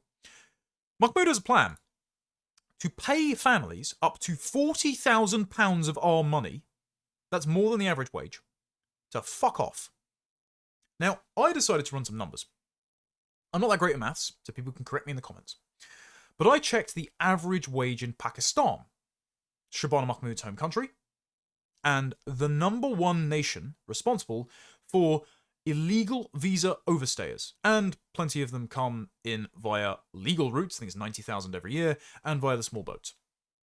Okay, and I checked the currency exchange rate in rupees. The average monthly salary in Pakistan is 70,000 Pakistani rupees. The upper limit of that is 82,100 rupees. So that's about 250 to 300 US dollars as of 2026. So the average wage in Pakistan is $300 a month. The highest income tax bracket for salaried workers in Pakistan applies to annual incomes exceeding 10 million Pakistani rupees. £40,000 is 14,984,966 rupees. So you would be a tax-free millionaire in Pakistan. You'd be a tax-free millionaire for 17 years. We are making millionaires out of illegal migrants in their respective home countries under Shabana Mahmood's immigration policy, and people on the right say she's an immigration restrictionist. Can we fucking think about this for 5 minutes, please? Like, this woman is bribing criminals from her home country to live like kings at our expense. And at the same time, she's saying, I'm English. Again, this is an Islamic patronage scheme. This is rewarding people for breaking into our country, overstaying their welcome, and refusing to leave. And it's notable that she hasn't punished Pakistan for producing the majority of these visa overstayers, or being the nation that's most guilty of it. And it's conspicuous that these people are going to be from other Muslim nations, other largely Sunni Muslim countries. And yet, she insists she's as English as you are. This is ethnocidal. This is substituting out the population. This is robbing them of their money. This are the same accusations that the resentful occupants of our former colonies make of us. Oh, you stole billions from India. It's like, actually, no, that was made up by a pair of Marxist pseudo-historians. And what do? Dig raw cash out of the dirt? Oh, and by the way, more are going to come and stay forever, because she says, Britain is an open, tolerant, and generous country. I will open new, capped, safe and legal routes to provide safety to those fleeing war and persecution. No, we should be closed. I'm all out of tolerance, and I am not inclined to be generous to foreign criminals that you would like to bestow my hard-earned income that you are seizing at increasing rates. And just to remind you, Shabana, you are not English. Now, the funny thing is, this went down like a brick in a duck pond with Labour MPs themselves, because there are a bunch of leaks from the Labour left being instructed to share Shabana's policies on WhatsApp. Angela Rayner, the Red Queen, is already moving to secure her position as the champion of the discontented Labour left, because she's denounced Shabana's policies as un-British. How racist of you, Angela. But Sarah Owen, who is the head of Hope Not Hate's parliamentary working group, member of Hope Not Hate, says no thanks. There's a Preet Kaur Gill. I wonder why he doesn't want to share this. And then Stella Creasy. She says, she does this sort of like wall of text leftist meme, saying there's no fairness in repeatedly spending money on asking victims of trafficking and civil war if they're still in that category, especially when we have already given them refugee status, so confirmed they're at risk of harm, only a massive waste of money. I agree, it's a massive waste of my money paying criminals to go home. We should just stick them on a flight with no say in the matter and punish Pakistan for inflicting them on us in the first place. Tax remittances, cut off all foreign aid and force them to take them back. And if the people in question don't disclose their countries of origin, as Rupert has suggested, stick them on a tent in a windswept Scottish island, feed them a bowl of cold porridge, and they're going to cough up their documents pretty quick, I'm sure. Anyway, Stella Creasy took to The Guardian to complain about this. And again, Labour MPs crashing out about it, so as much as Shabana Mahmood tries to cloak her immigration policies in the language of Labour values and you know, attempt to keep the project of Blairism on its rails, well, the low impulse control of her, ironically, non-Pakistani fellow MPs won't allow for that fact. But Stella Creasy's written this article. She says, the performative cruelty of repeatedly demanding refugees prove they are still refugees or face deportation cannot be understated. Yes, that's the purpose of a refugee system insofar as it works, Stella. Otherwise, it's just another passageway into our country with fewer questions asked, which is exactly what you want, of course. So, you know, birth canal being the passageway of babies into the world, no, that's horrible. That has to be walled off. You know, tightest border controls possible on the birth canal for Stella Creasy, to the point of where you are crowning you can still be killed by a doctor in an abortion. But our borders totally open to third world rapists. She says, it is also a waste of money given that so few refugees when retested will change status. Yeah, of course, Labour politician worried about a waste of money. At nearly £1 billion, this is money that could be better spent on foreign aid programmes to tackle the conflicts that create refugees. Turns out, according to international migration research, foreign aid actually encourages migration. It might be counterintuitive, but hear me out for a second. If you have a country that is so totally backwards, it doesn't have ports or airports, it doesn't have any economy of repute, let's say Papua New Guinea, right? We don't have mass migration from Papua New Guinea. It turns out that if you provide foreign aid, if you build up the infrastructure, you create a middle class in that country that is educated, that can speak English as the language of international business, that can function at a level that allows them to take up a low-skilled job in a Western economy. Or at least they can, you know, forge the qualifications to pretend that they're a doctor, a lawyer, or an engineer. They can then board the planes created from China's Belt and Road Initiative or, Lenny Henry's Red Nose Day drives, and they can fly over to our country. And then that means that we get more migration from the countries that we have paid to supposedly stabilise than if we just left them to their own devices and live in the squalor that is produced by their inferior cultures. So, all foreign aid should be cut off. Insofar as it exists, it should be used as leverage to repatriate criminals and unwanted migrants that have come to our country in the first place. And then we should just leave them to it. You wanted decolonisation, you got it. Now I want decolonisation too. She also writes, it is not just refugees who will bear the brunt of this kind of thinking. Blue Labour also parrots the lump of labour fallacy that immigrants come here to take jobs rather than help make them, and seeks to deter them accordingly. About 75% of all the jobs since the 2008 financial crash in our country have gone to foreigners. And that's not counting, by the way, the descendants of foreigners who have also taken those jobs but have a British passport because they were born in Britain and are as British as you and me. Our entire economy is based around privileging foreigners who send money back home. It is extractive, it is a colonial practice, and it has resulted, hilariously, and I don't expect a Labour MP like Stella Creasy to understand anything to do with economics, but it's resulted in Britain having higher unemployment than Italy. Now, I love Italians. Best man at my wedding, Italian guy. They're not exactly known for their industriousness, are they? Like, they're a bit work shy in the territory surrounding the Vatican City. So now that we have got employment worse than the Italians, yet mass migration has been at its highest levels ever, will you reassess the claim that mass immigration generates economic growth? Actually, somehow generates jobs. No? Okay, because it's just pure, undiluted, vitriolic ideology. And remember, by the way, state spending is like 45p of every pound. GDP growth quarterly is like 0.1%. We used to have a heart attack if it was 1% in the 80s. We had like 3 or 4% growth. If you're not arguing from an ideological position of blank slate liberalism and socialist economics, this is insane and it is unsustainable, and yet it continues. And it is all propped up by the lie that there is no such thing as an English person. We don't need any more migrants. We need millions to leave.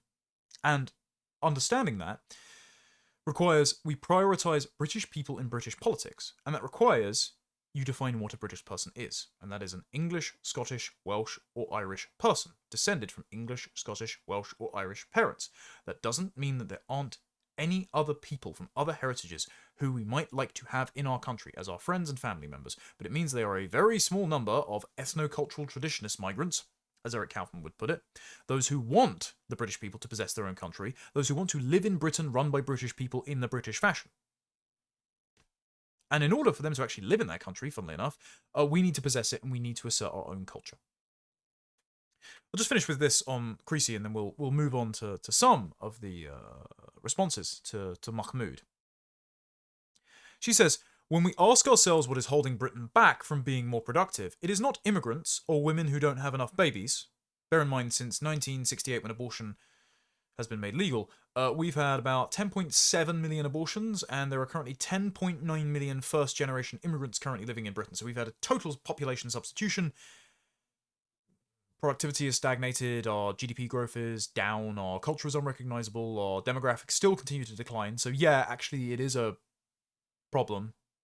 Like immigration and unfettered abortion access, both things you've been pushing, Stella, are the problem.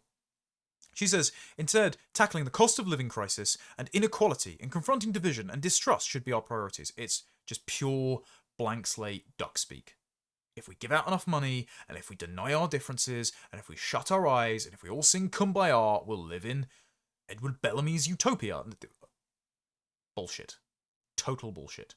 Also, it reads like ChatGPT wrote it, by the way. Like, I still use M-dashes because they're a useful way of introducing related but not directly connected ideas. But the sentence structure of this piece is M-dashes and it's not X, it's Y. Like, again, if Gwaine Towler and Stella Creasy and Matt Goodwin are using ChatGPT to write their respective pieces, it just undermines your credibility. I don't respect anyone that doesn't write their own Substacks, doesn't write their own speeches, doesn't write their own articles, doesn't write their own books. It's good standard. Do the work. And I also don't think that Stella Creasy is intelligent enough to write an article on her own, so there you go. Also, again, inequality, the inevitable outcome of any free human endeavor, and so to reduce inequality, you have to make people far less free. You have to seize and redistribute their income. You have to deny those differences. And denying reality doesn't get us anywhere. It just causes suffering. And so I'm not going to lie. I'm not going to use the preferred ethnic pronouns. I'm not going to support an unsustainable system just because you call me racist or ethno-nationalist or whatever other mean names, just because you try to apply like left-wing cooties on me. I'm not going to do it. I'm just not going to do it. Anyway, of course, Mahmood can't get this past her own backbenchers, and it's not even intended to. And the Green Party have noticed this and have seized on it. Zach Polanski, the cunning politician he is, and paradoxically, I think the existence of the Green Party is actually a much healthier thing for politics than every single party being various shades of Blairism with performative rivalries, because the Green Party does actually offer a substantial alternative to the establishment. Now, they agree with the establishment on everything except like foreign policy. Like, they agree with like Goldman Sachs on what a trans person is, or they agree with Nigel Farage on what an English person is. They just don't like Israel very much. But it's nice to have like Camp of the Saints rhetoric out in the open from the leading left-wing political party in Britain. Anyway, Zach Polanski just incinerates her in this open letter, and he incinerates her along left-wing rhetorical lines. And so it shows that if you try to straddle both sides of the fence, you'll just get splinters in your arse. A lesson to be learned here for Reform UK as well as the Labour Party. But I'm in no business of trying to allow Labour or even Reform to win an election at this point, because I don't think they're going to do what's necessary. Zach Polanski points out that Shabana Mahmood, when she was a young MP in October 2015, spent 3 days in Lesbos, islands off the coast of Greece, helping migrants moving from Syria into Europe, breaking in. She gave them food parcels, water. She wrote a piece in the New Statesman saying that this is a humanitarian crisis and we should be much more accommodating to those people. That was Shabana Mahmood. She was openly facilitating the 2015 to 2016 European migration crisis and thereby facilitating mass illegal migration prior to the small boats crisis. Chris Rose even posts these videos here. She was proud about doing it. She has simply retreated from the most aggressive left-wing position because she realizes that the consequences of her own actions have jeopardized not just her political career, but her very presence in the country. And so this is why she is so aggressively pressing the idea of trans ethnicity, that she is just as English as you because she identifies as English. However, she has got people who are usually sensible on the trans issue doing her PR for her.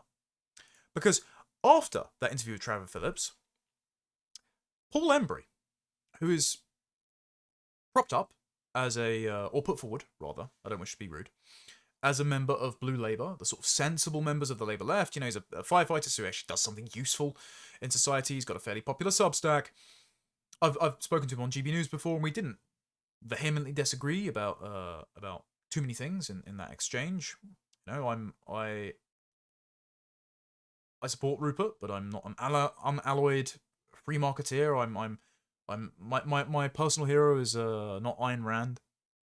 So I'm much more on the William Clouston way of thinking about things increasingly these days. Less about the welfare state, but more about repatriating manufacturing, energy production, things like steel and pharmaceuticals and defense capacity. Anyway, so Paul Embry and I, we may have correspondence on some economic issues. But Paul Embry tweeted out, Shabana Mahmood is English. So is Rishi Sunak. So is Frank Bruno. So is Ian Wright. So is Idris Elba. I regard them all as compatriots. What you're doing here, Paul, is saying, these are nice people, therefore I consider us one of our club. And so you're using the term English to be synonymous with a moral judgment. I've never done that. I'm not doing that. English is a marker of heritage.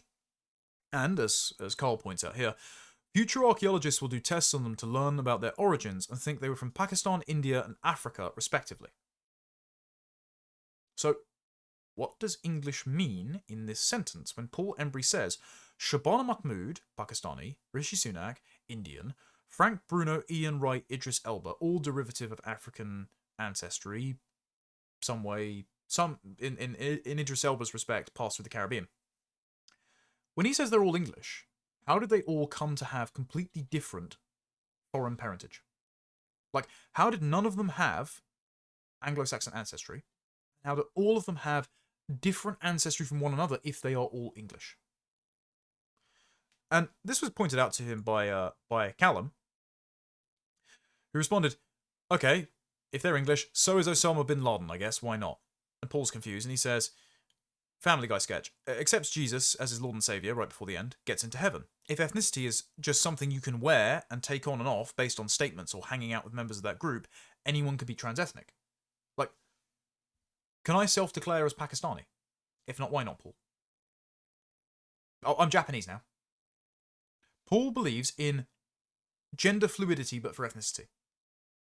And just like gender is based on biological sex and is inextricable from it, national identity is based on ancestry. But, he says, who mentioned ethnicity? Not me. And Callum does a YouTube thumbnail here. Basically does a trailer breakdown of Paul's post. And Paul just says, English isn't merely an ethnicity, try harder. Okay. Gender isn't merely biology, try harder. You know? What's his name? Dylan Thomas?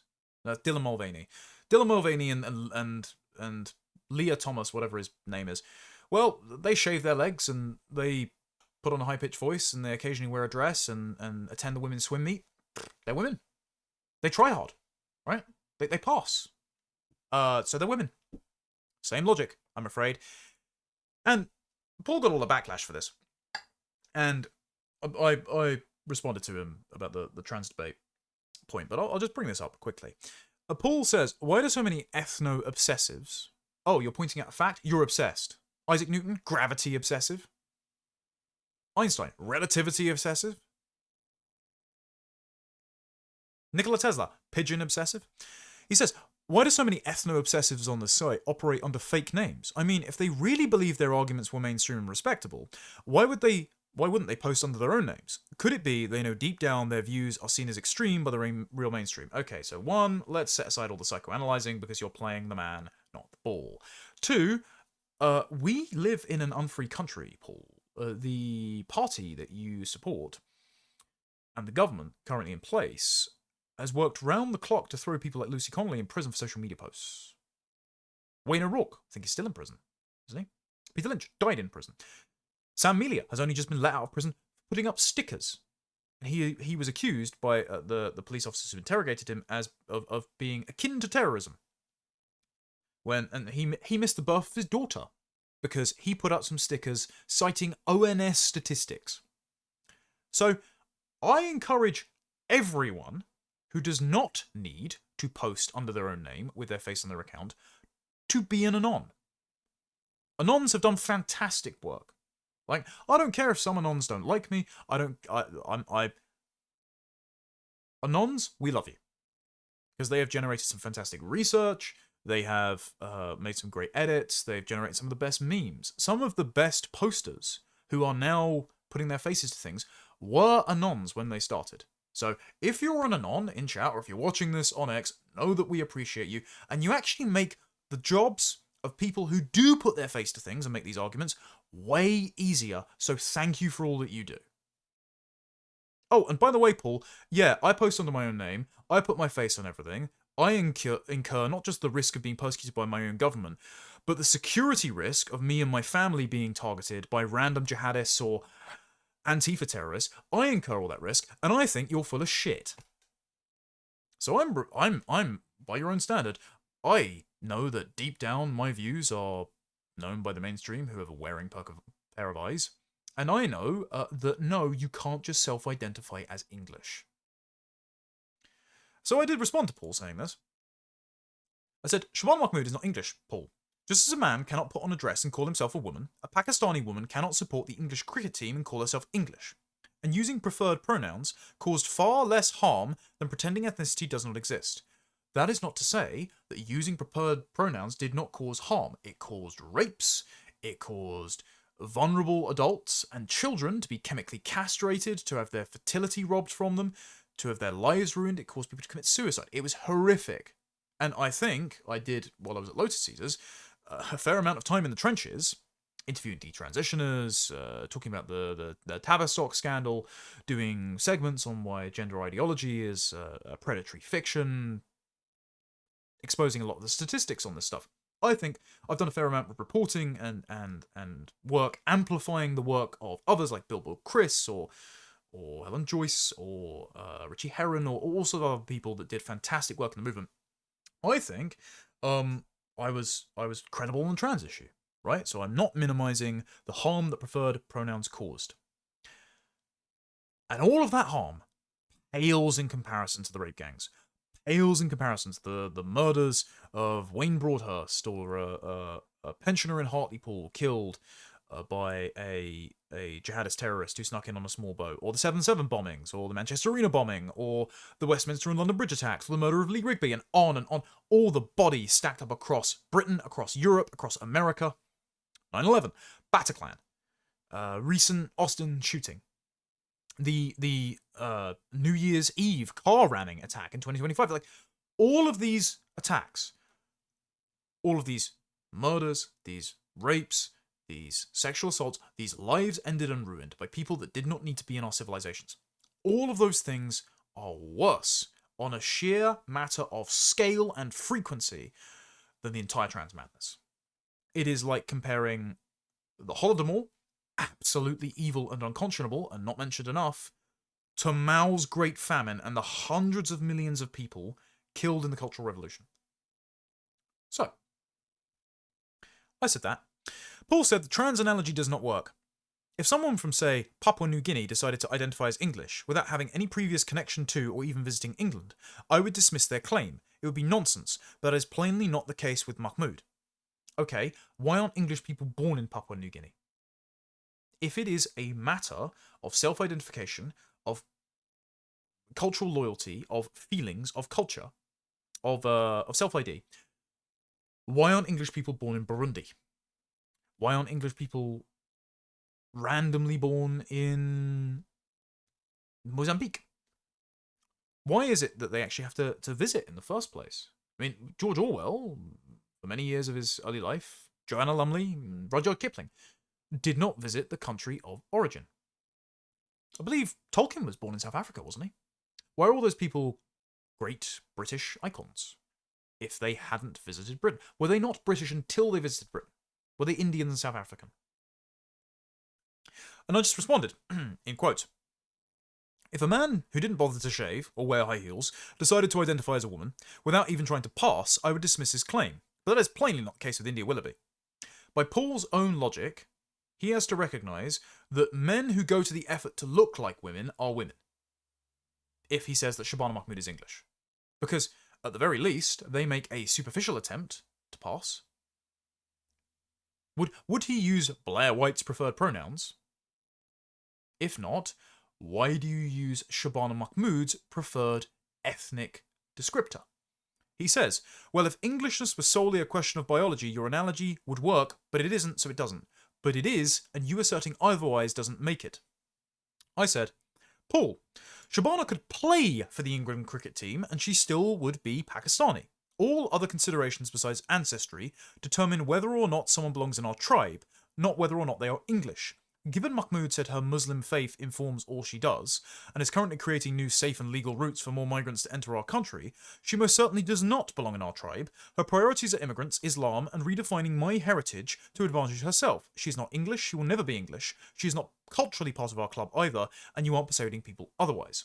And he said, you want to reduce Englishness, and presumably nationality in general, entirely to the question of biology. No, Paul, I want to observe facts and tell the truth. That is a narrow and reductive view. You say I'm not persuading people. Well, polling shows that most English people do not consider Englishness to be a question only of ethnicity, so more agree with me than with you. Okay, you can't define what an English person is, so I don't take your reading of polls as sacrosanct. Also, the government is worried that people are increasingly feeling confident, as Shabana would say, to state the obvious, that being English is a matter of ancestry, of ethnicity. And so, the polls are not reflecting accurate public opinion because that truth has been suppressed deliberately by a government that says you're akin to being a terrorist for saying such a thing, and has driven people to say it anonymously because they're afraid of being thrown in prison. And also, sorry, I don't care about the consensus view overall. I'm appreciative that the British public recognise reality because they still have a lot of common sense. But it doesn't matter if the majority of people were to recognise trans women as women, Paul. That wouldn't make them women. And so if the majority of people think that being English is just a feeling, well, I'm sorry, then the majority of people, if that were the case, which I don't think it is, would be mistaken. And again, he continued to insist this, despite vociferous pushback, saying, seeing a lot of this, it's very obviously not like the trans debate. Woman means adult human female. It's purely biological, and everything flows from the biology. Whereas England and English and Englishness are terms used to describe things much broader. Yes, ethnicity, obviously, but other things too, e.g. the English countryside, football team, afternoon tea, cucumber sandwiches, cricket. This can include English civic identity, English nationality, and so on. These things do not flow from the biology, and are in no way corruptions of the terms. England, English, Englishness, so put the trans analogy to bed. These things do not flow from the biology. Okay, why do you call them English? Because the people to whom you ascribe the prefix English before culture and values, they precede the things that you say are the constituent elements of English civic identity. Without the English people, there would be no English civic identity. And so applying the English civic identity to non-English people is a category error. Just like calling a man in a dress a woman is a factual error. And it is very easy to observe this if you aren't engaging in wishful thinking, or liberal mysticism, or trying to avoid being thrown in prison by the government that presumably Paul still supports.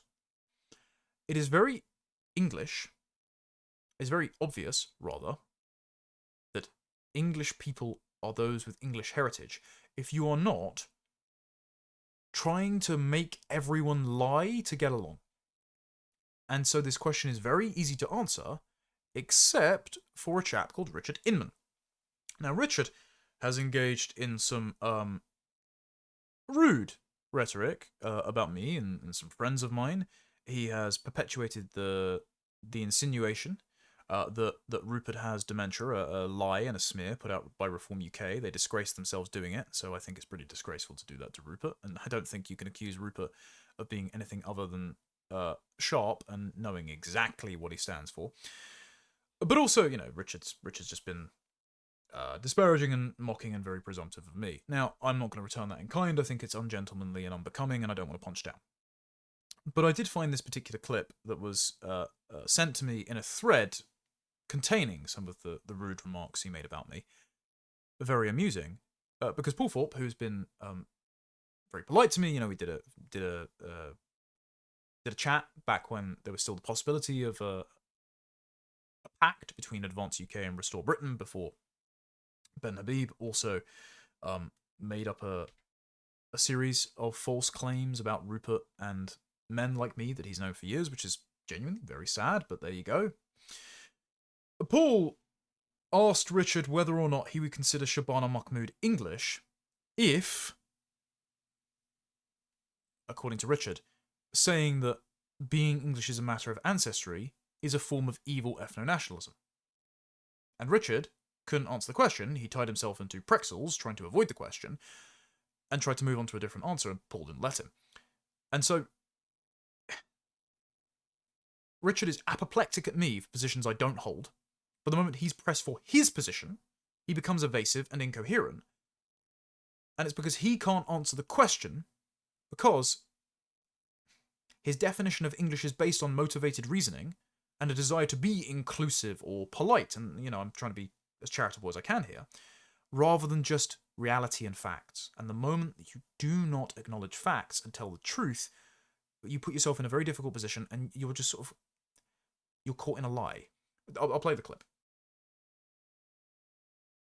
So the first question I've got for you, Richard, right, we'll go with Richard first. Do you consider Shabana Mahmood to be English? Now, this is, okay, so this is where we really start splitting hairs and working out what this is all about. So let's put Shabana Mahmood out of it. I don't want to talk about her. But let's take Saul Campbell, for example, right? Saul Campbell. Richard, no. Can we stick with Shabana Mahmood? No, and I'll tell you why, because people have used that against me. So the first question... Okay, people can only use it against you if you don't have a coherent answer. I have a coherent answer. No, she isn't. She's a Pakistani woman. It's not a moral judgment of her. The fact that she is a Sunni Muslim and trying to destroy my identity and displace me in my only country, that's a moral judgment of her. But saying she's Pakistani is not saying she's a bad person. Her actions make her a bad person. But if you're trying to redefine our identity to manage social cohesion or community tensions, if you are turning our identity into a moral judgment, then it becomes a very difficult question to answer, because you are motivated to cherry pick examples of non-English people that you would like to be considerate to and include in our tribe, in our club, as examples of people who are basically English, and therefore we can use English as a flexible category. Just like you'll get trans activists putting forward the example of Blair White, or of Elon Musk's estranged son, or of who's the guy that a bunch of trans activists said they wanted to play Princess Zelda, Hunter something. They'll get the people that pass, at least at a first glance. They'll use those as the battering ram for the castle doors, and then demand that you recognise the preferred pronouns of every autogynephile and Reddit mod that sticks on a dress and watches too much porn. If you recognise Sol Campbell as English, then why don't you recognise Shabana Mahmood as English? The only consistent position is to say they're not English, and Sol Campbell may be a better person than Shabana Mahmood. Don't know the chap. Don't watch football, really. But that does not mean either of them are English. And unfortunately, there's people that are very good on the trans issue that get this wrong. Like Lawrence Fox, I've always got along with Lawrence. He says, in response to Paul, Mahmood is a follower of Islam before she is English, an important determinant.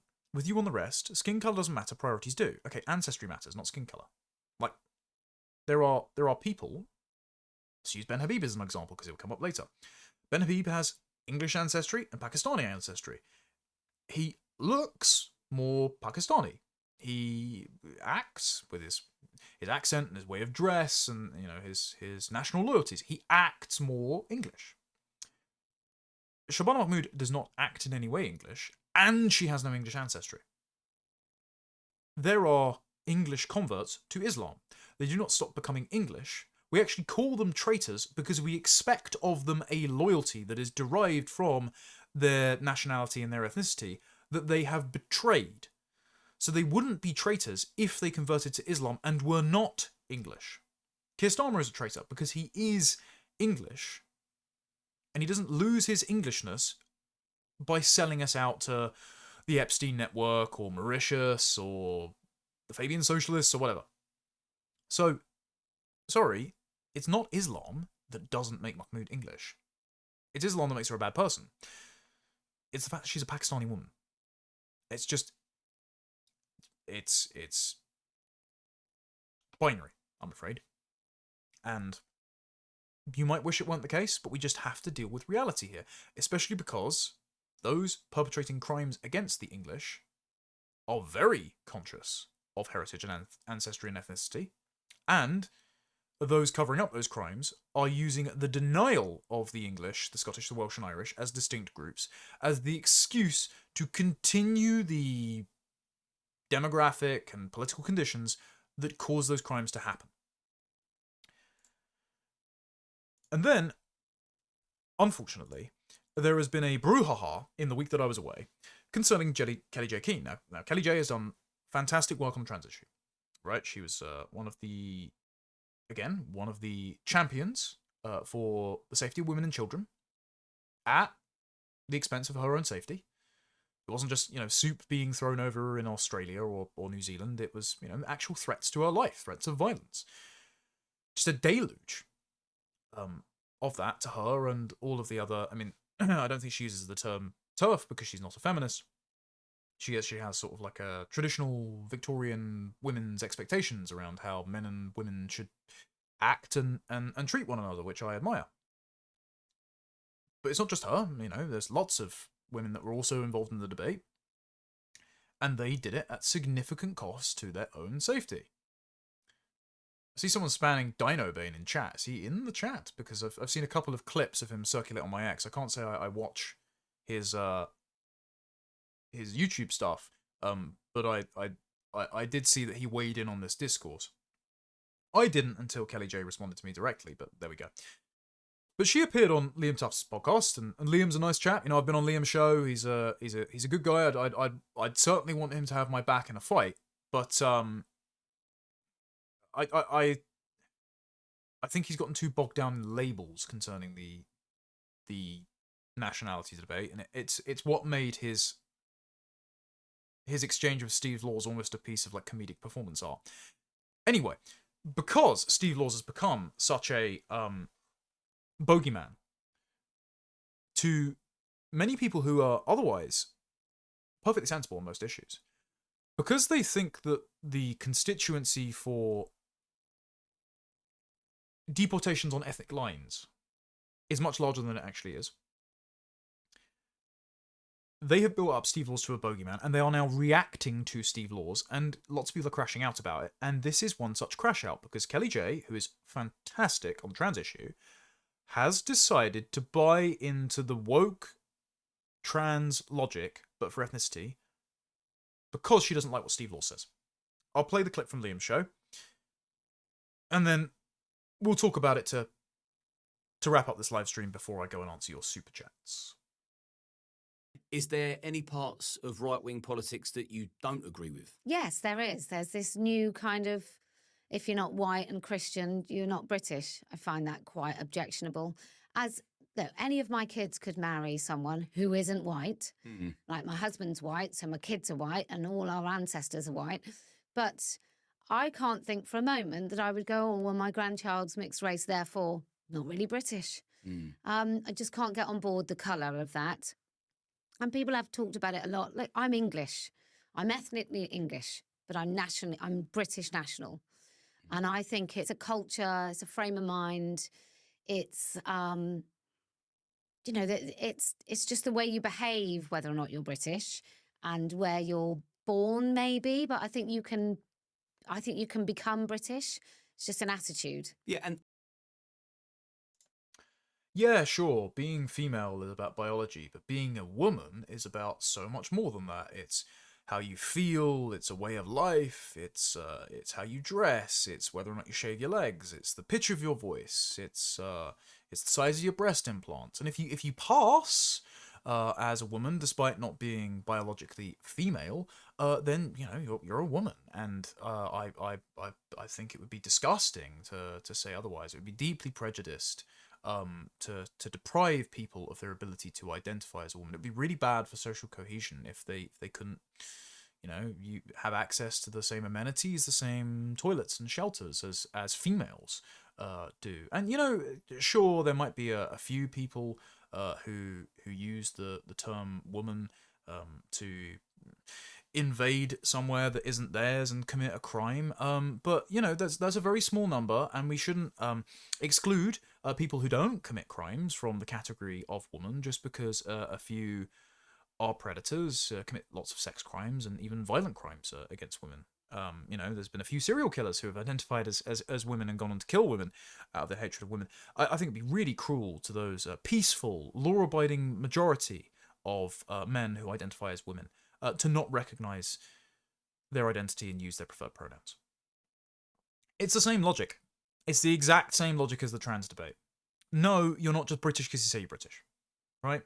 Throughout history, when we have had demographic security, we have used British as a way of saying, yeah, he's nice and basically like us, or, you know, she's one of us. But we always knew that they were of different heritage because you would ask them, oh, where are your family from? And it was a conversation piece, and it didn't mean hatred, it just meant we are recognizing the fact that we have different heritages and you might be able to live alongside us because you have made an effort, but we recognize the difference. And so, if you try to pry British apart from the ethnic groups of the English, Scottish, Welsh, and Irish, which Kelly J recognises exist, then you're doing the same thing with saying, yeah, sure, biology refers to female, but woman refers to gender expression. It's like culture and dress and like a vibe.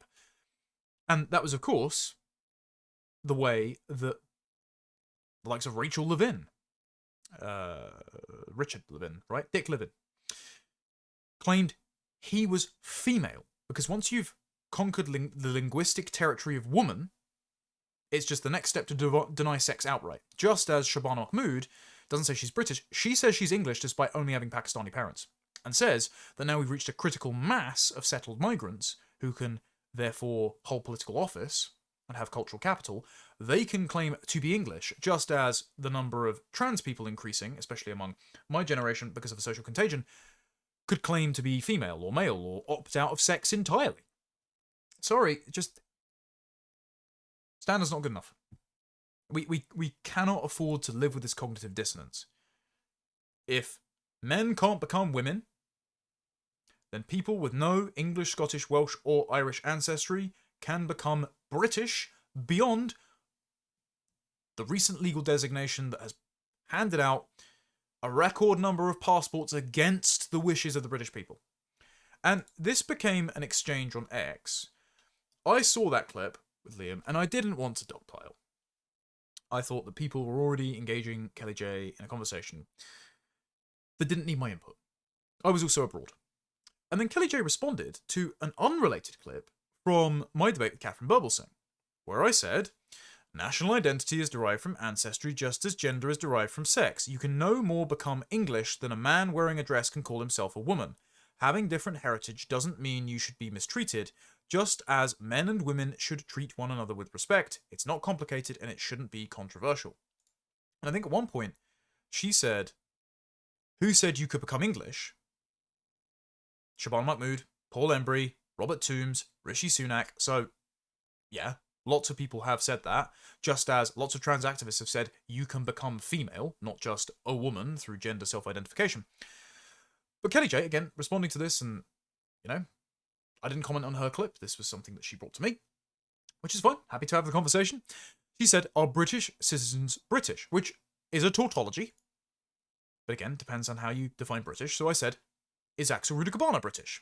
If not, then we both agree that being British is not a matter of being born in Britain, or having a British passport, or believing in a set of vague values. She says, I don't think values are vague at all. To my knowledge, she hasn't defined them. Please answer the question. Are British citizens British?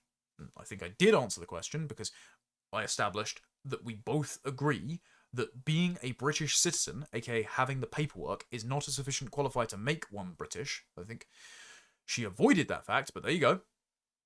I responded, no, not all British citizens are British, because they do not have any English, Scottish, Welsh, or Irish heritage. That doesn't make individuals bad people, or any less our friends or compatriots.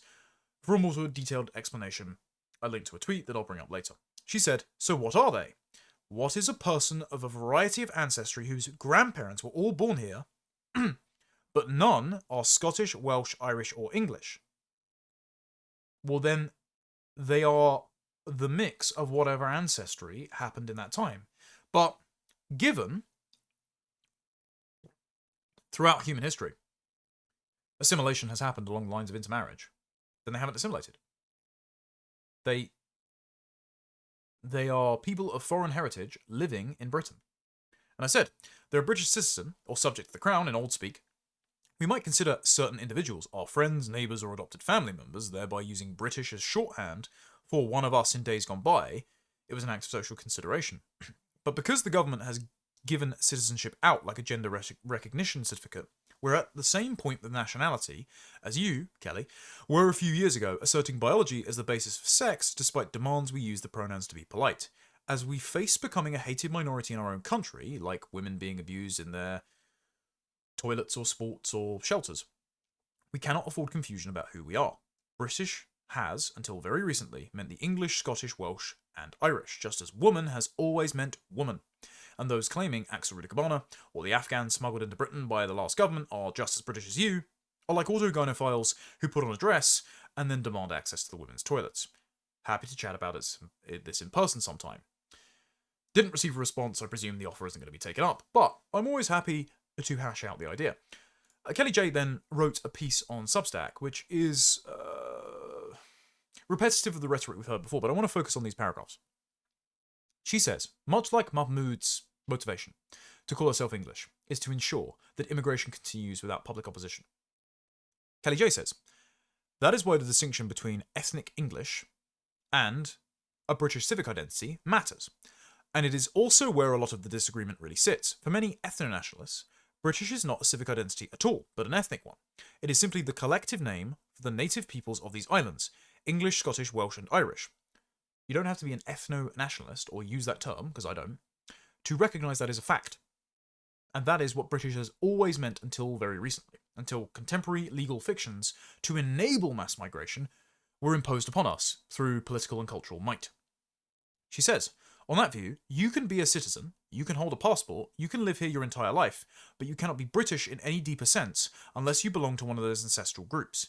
There is a logic to that, especially if you are already thinking in terms of inheritance and continuity. It feels like a clear line, and in a time of confusion, clear lines are appealing. But if you follow that logic through, it leads you back to the same problem. It leaves no meaningful way for anyone outside those groups to ever belong, no matter how they live, and no realistic account of the country as it actually exists. It turns British from a national identity into a closed category, and once you do that, you lose the very thing that allows a nation to hold it together over time. Allow me to substitute some words. That is where the distinction matters, and it is also where a lot of the disagreement really sits. For many TERFs, woman is not a gender identity at all, but a biological fact. It is simply the collective name for adult human females. On that view, you can identify as a woman, you can have a gender recognition certificate, you can take puberty blockers, but you cannot be a woman in any deeper sense unless you have the appropriate chromosomes. There is a logic to that, especially if you're already thinking in terms of women's safety and our roles in society.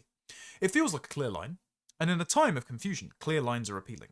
But if you follow that logic through, it leads you back to the same problem. It leaves no meaningful way for anyone outside the gender binary to ever belong, no matter how they live, and no realistic account of men and women as they actually exist, the country as it actually exists. It turns woman from a gender identity into a closed category, and once you do that, you lose the very thing that allows gender identity to hold together over time. It's the same logic, and if you just substitute the language of ethnicity and identity out for the language of sex and biology, the logic holds. And so the only reasonable position left is that held by Rupert Lowe, who put out a very clear post. Quote, if I moved to Japan and lived in Japan for decades, speaking the language, integrating into society, contributing to the economy, would I be ethnically Japanese? No. No, I would not. I would never pretend to be, because this is about humility, remember? Nor would that apply to India, Thailand, Mexico, Denmark, or anywhere else. So why is England any different? Of course, there is an English ethnicity. I'm entirely bemused by how so many argue against that. It's just a fact. Politicians who say otherwise are cowards. This is painfully obvious. Restore Britain's position is clear. English ethnicity exists. It's the only sodding data point the government collects on anything. Remember, white, British, English, Scottish, Welsh, and Irish is a category recognised by the ONS. Are they ethno-nationalists? Of course, someone who is not of that ethnicity can be British, obviously, in terms of owning a passport, but it equally does not mean that the English ethnicity is imaginary. Those two things can be true at the same time. I got in trouble a few years ago for suggesting the footballer Paul Pogba was French, in terms of his national identity and his passport, but not ethnically French. And the French go to great lengths, by the way, to deny ethnic differences in data gathering. It's insanity, Rupert wrote. That is just a factual position. Common sense, clearly. Separately, Restore Britain has said from the very start, owning a British passport does not make you British. Boom. Done. Being British is not a matter of values or documents. And the ethnic groups of the British Isles exist, and you cannot self-identify as one. Shabana Mahmood. He says, we have seen how lazily those documents have been frittered away.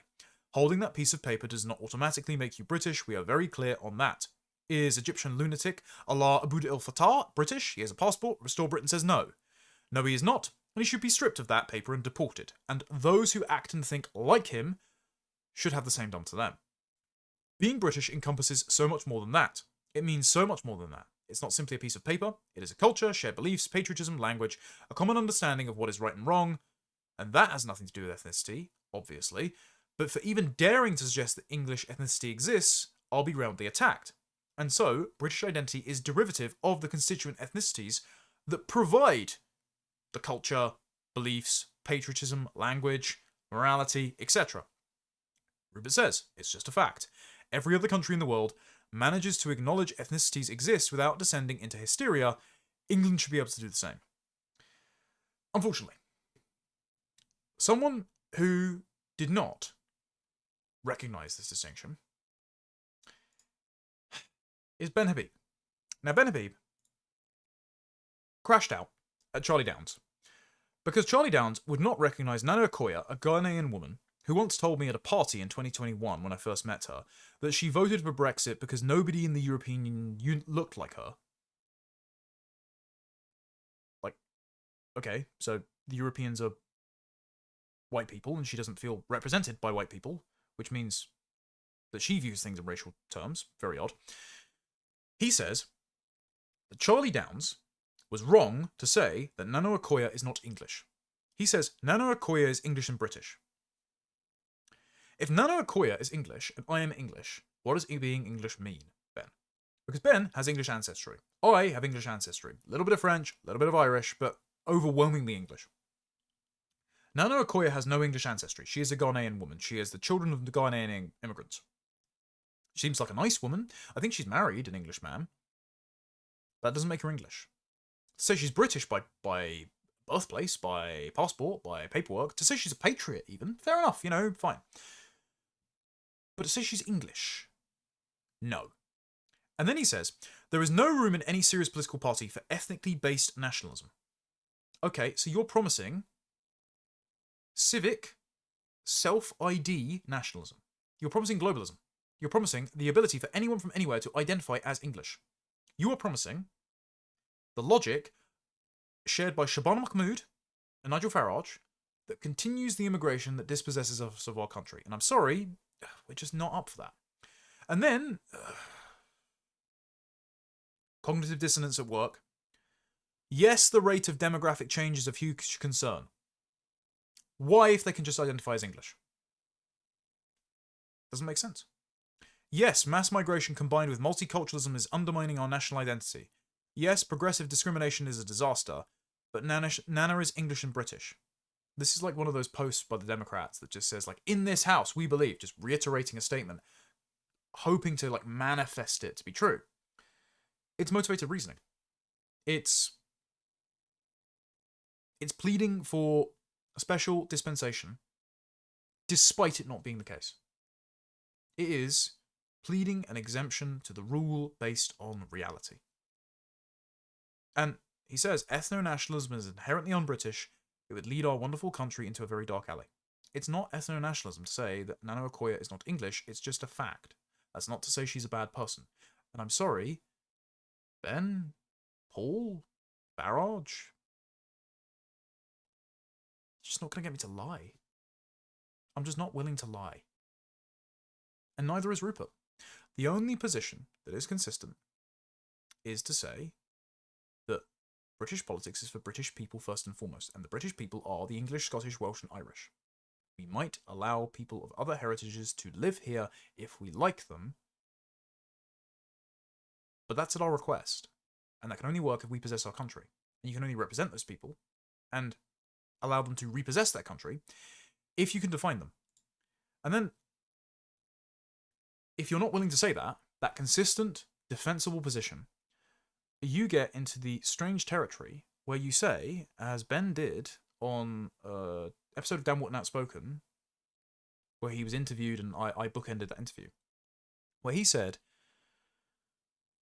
Japan can belong to the Japanese because Japan has spent thousands of years keeping itself racially and ethnically pure. Britain is not pure. Again, that's what Shabana Mahmood said. Now enough of us are settled, we can call ourselves English. Like Ben Habib, Nigel Farage, Zach Polanski, Shabana Mahmood, all share the same opinion of what an English person is.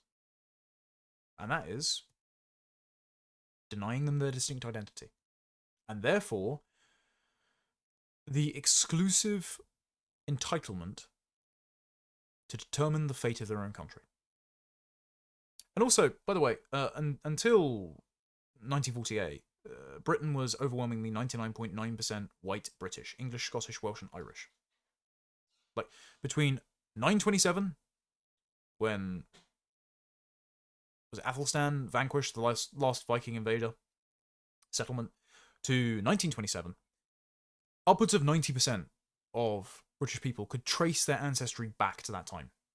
1,000 years of continuity, with very little migration from proximate countries that, again, intermarried, and that's why you don't have Huguenot or Dutch lobbying groups. The only exception being, of course, Jews, very small in number, didn't cause much trouble until lobbying for more migration followed the Second World War.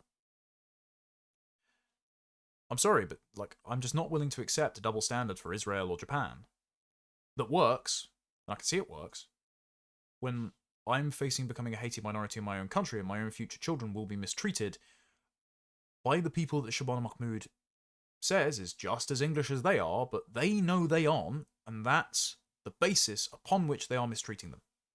Their ethnic differences. And so, again, the only consistent position is Rupert Lowe's. It's not monstrous. It's not unreasonable. Restore Britain are a party proud to put British people first. Not British people plus, not British people maybe, not British people also. British people. The English, Scottish, Welsh, and Irish. The native people of this country. To whom the culture is intuitive. Who generated it, who inherited it, who owe it to their own children to pass along something better than just a wasteland inhabited by ruins. Like the Roman Colosseum, full of sand, becoming a marketplace for Muslim invaders. No. And this is my position. In case it was unclear, you're welcome to clip this and refer to it at any time. Here's my position on ethnicity, ancestry, and identity. I'm neither a civic nationalist nor an ethno-nationalist, because civic nationalists say being British is a matter of having British values, or of being born in Britain without holding those values, or of being given a British passport without being born here or having British values, and you don't stop being British if you commit a horrible crime which violates British values. It's totally incoherent. Ethno-nationalism is a bogeyman for civic nationalists. What unsettles people about ethno-nationalism are the people who say anyone regardless of good character and relationships with native British people should be expelled from the country based on their ethnicity. That's not my position. My position is Britain is not a nation of values, and being British is not about having a British passport. The English, Scottish, Welsh, and Irish are ethnic groups. To count yourself among them, you have to have at least one English, Scottish, Welsh, or Irish parent. Heritage is an important part of national continuity. Nations are built upon, as Paul Morland has said, the myth of common ancestry, which modern science can validate through DNA tests. Culture is passed most commonly from parent to child. As Bernard Yak points out, in Nationalism and the Moral Psychology of Community, if you break that linear chain of lineage, ancestry, through rapid demographic and cultural change, then you sever the horizontal bonds of solidarity and belonging that keep a society together. To remain a family, its members have to be related. People can marry in, but you can't replace all the members of a family and remain the same family. You can't remain the same nation if you replace all of its families. And you can't just self-identify as a member of that family, write yourself into the will, and then say you are as entitled to the property of that family that its ancestors have sacrificed to build up as patrimony, to bequeath onto their offspring. You can't say, I am as entitled to the contents of that will as the actual members of that family just because I identify as one of those family members. That is theft. The constituent nations of the British Isles have never been propositional. To be British meant to belong to the political union of England, Scotland, Wales, and now Northern Ireland. To belong to those nations, you had to be part of an English, Scottish, Welsh, or Irish family. These are facts. It's not ethno-nationalism. Otherwise, George Orwell, Rudyard Kipling, and Winston Churchill were ethno-nationalists too. This is the same standard practice in Israel, and if it's good enough for them, it's good enough too. For us too. This was not controversial until very recently. British was used, for those of immigrant heritage, as shorthand for one of us, in our club. They were considered basically British because they were our friends, fit in well enough, and passed the social test for belonging to our tribe. It's only controversial now because we've had more immigration, unwanted and from distant lands with no requirement to fit in, since 1997 than between 1066 and the Second World War, that we're even having this conversation. A set of legal and political decisions following the fall of the British Empire muddied the waters. It separated British identity from national identities, declaring anyone with the appropriate documents is as British as I am. Those passports have been handed out like participation trophies. I don't think we should be giving out new citizenship grants for the foreseeable future, and plenty of people who have been given them, who hate us, our country, and our way of life, should have them rescinded and be sent on their merry way. As Rupert said, millions must leave. If we got to that place, none of this would be a problem. The conversation is coarse and contentious because people quite rightly feel their backs are against a wall and we will be persecuted minorities in our own country by 2063, if not sooner. I don't endorse any inconsiderate or cruel conduct, never have, never will, and I don't act that way. But what most people are asking is when they say, is my friend of immigrant heritage British, is, are you going to mistreat my friend because of their heritage? The answer to that is no. I don't in my personal life. I wouldn't advocate for any political platform that would, but a political platform that would will continue to grow in popularity if you don't solve this problem by telling the truth. So to be clear, being English, Scottish, Welsh and Irish is a matter of ancestry. Being British is a matter of belonging to one or more of those nations. We might extend consideration to people of other heritages by calling them British. I know people like this, I'm sure you do too. But that doesn't mean that they are English, Scottish, Welsh and Irish.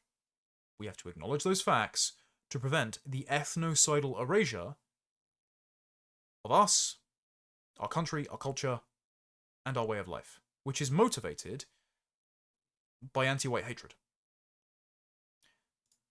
And with that, I will move on to your super chats, and then we will wrap up for half past so I don't keep my wife waiting for dinner any longer. Thank you for all your support. From Shay, says, for £5, love your work. Thank you, sir. Or ma'am. From Saran, a missed layer that might address the problem of non-ethnic belonging would be oikos. Ethnos is lineal. People only join it posthumously through progeny, but oikos is relational. People join it in their own time. Yes, oikos means household, which means family. And so nations are families of families. That's why oikophilia is love of the home, of the family. Economy comes from oikos, so you have to preserve the demographics in order to preserve the economy and prosperity. If you're conserving the GDP but not the people, you aren't conserving anything. But in order to belong to the family, you either belong by marrying in at the request of the family, or being descended from that family. And try though you might, you can't renounce your familial ties. You will always be able to have them traced back by archaeologists and ethnographers. But you can, even if you join the family by marrying in, your ancestry doesn't change. You become a part of that family, but you're an adopted member. And so, unfortunately, oikos is a way of describing how national belonging can work and assimilation can work, but ethnos is still a part of oikos, and you can't substitute ethnos with oikos. Thank you for those who became a member. Dreadnought Logan for $5. As someone said, I saw on X said, I'm sorry you still have the taste of the leather of our ancestors' boots. I'm sorry you still taste the leather of our ancestors' boots, but get over it. I mean, many nations can't. They have a sense of ethnic chauvinism, but they have to denigrate our history and our achievements in order to justify their own ethnic chauvinism, because comparably their civilization hasn't achieved much. It's basically a game of civilizational negging, and I'm just not going to engage in it.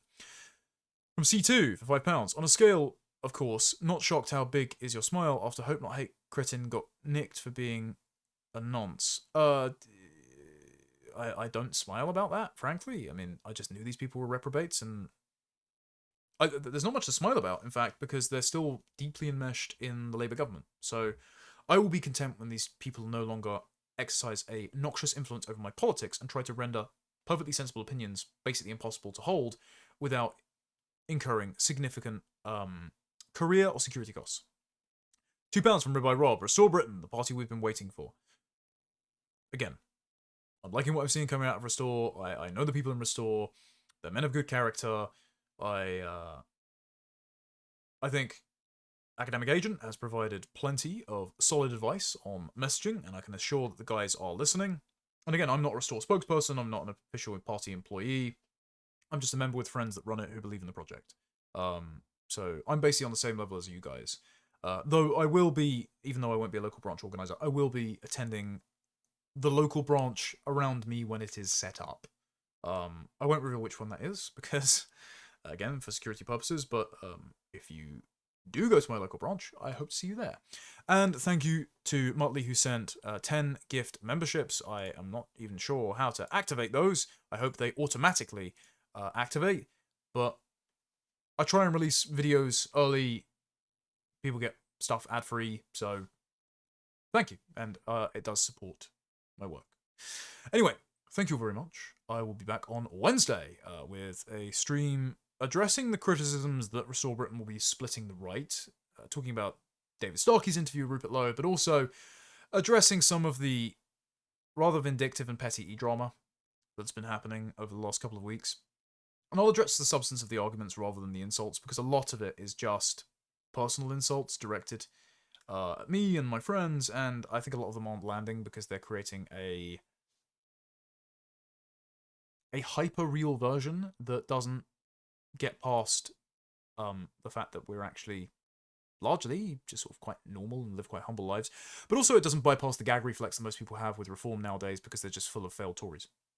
And yeah, you can attack the people in Restore all you like, but it doesn't mean that people will want to vote for reform at this point.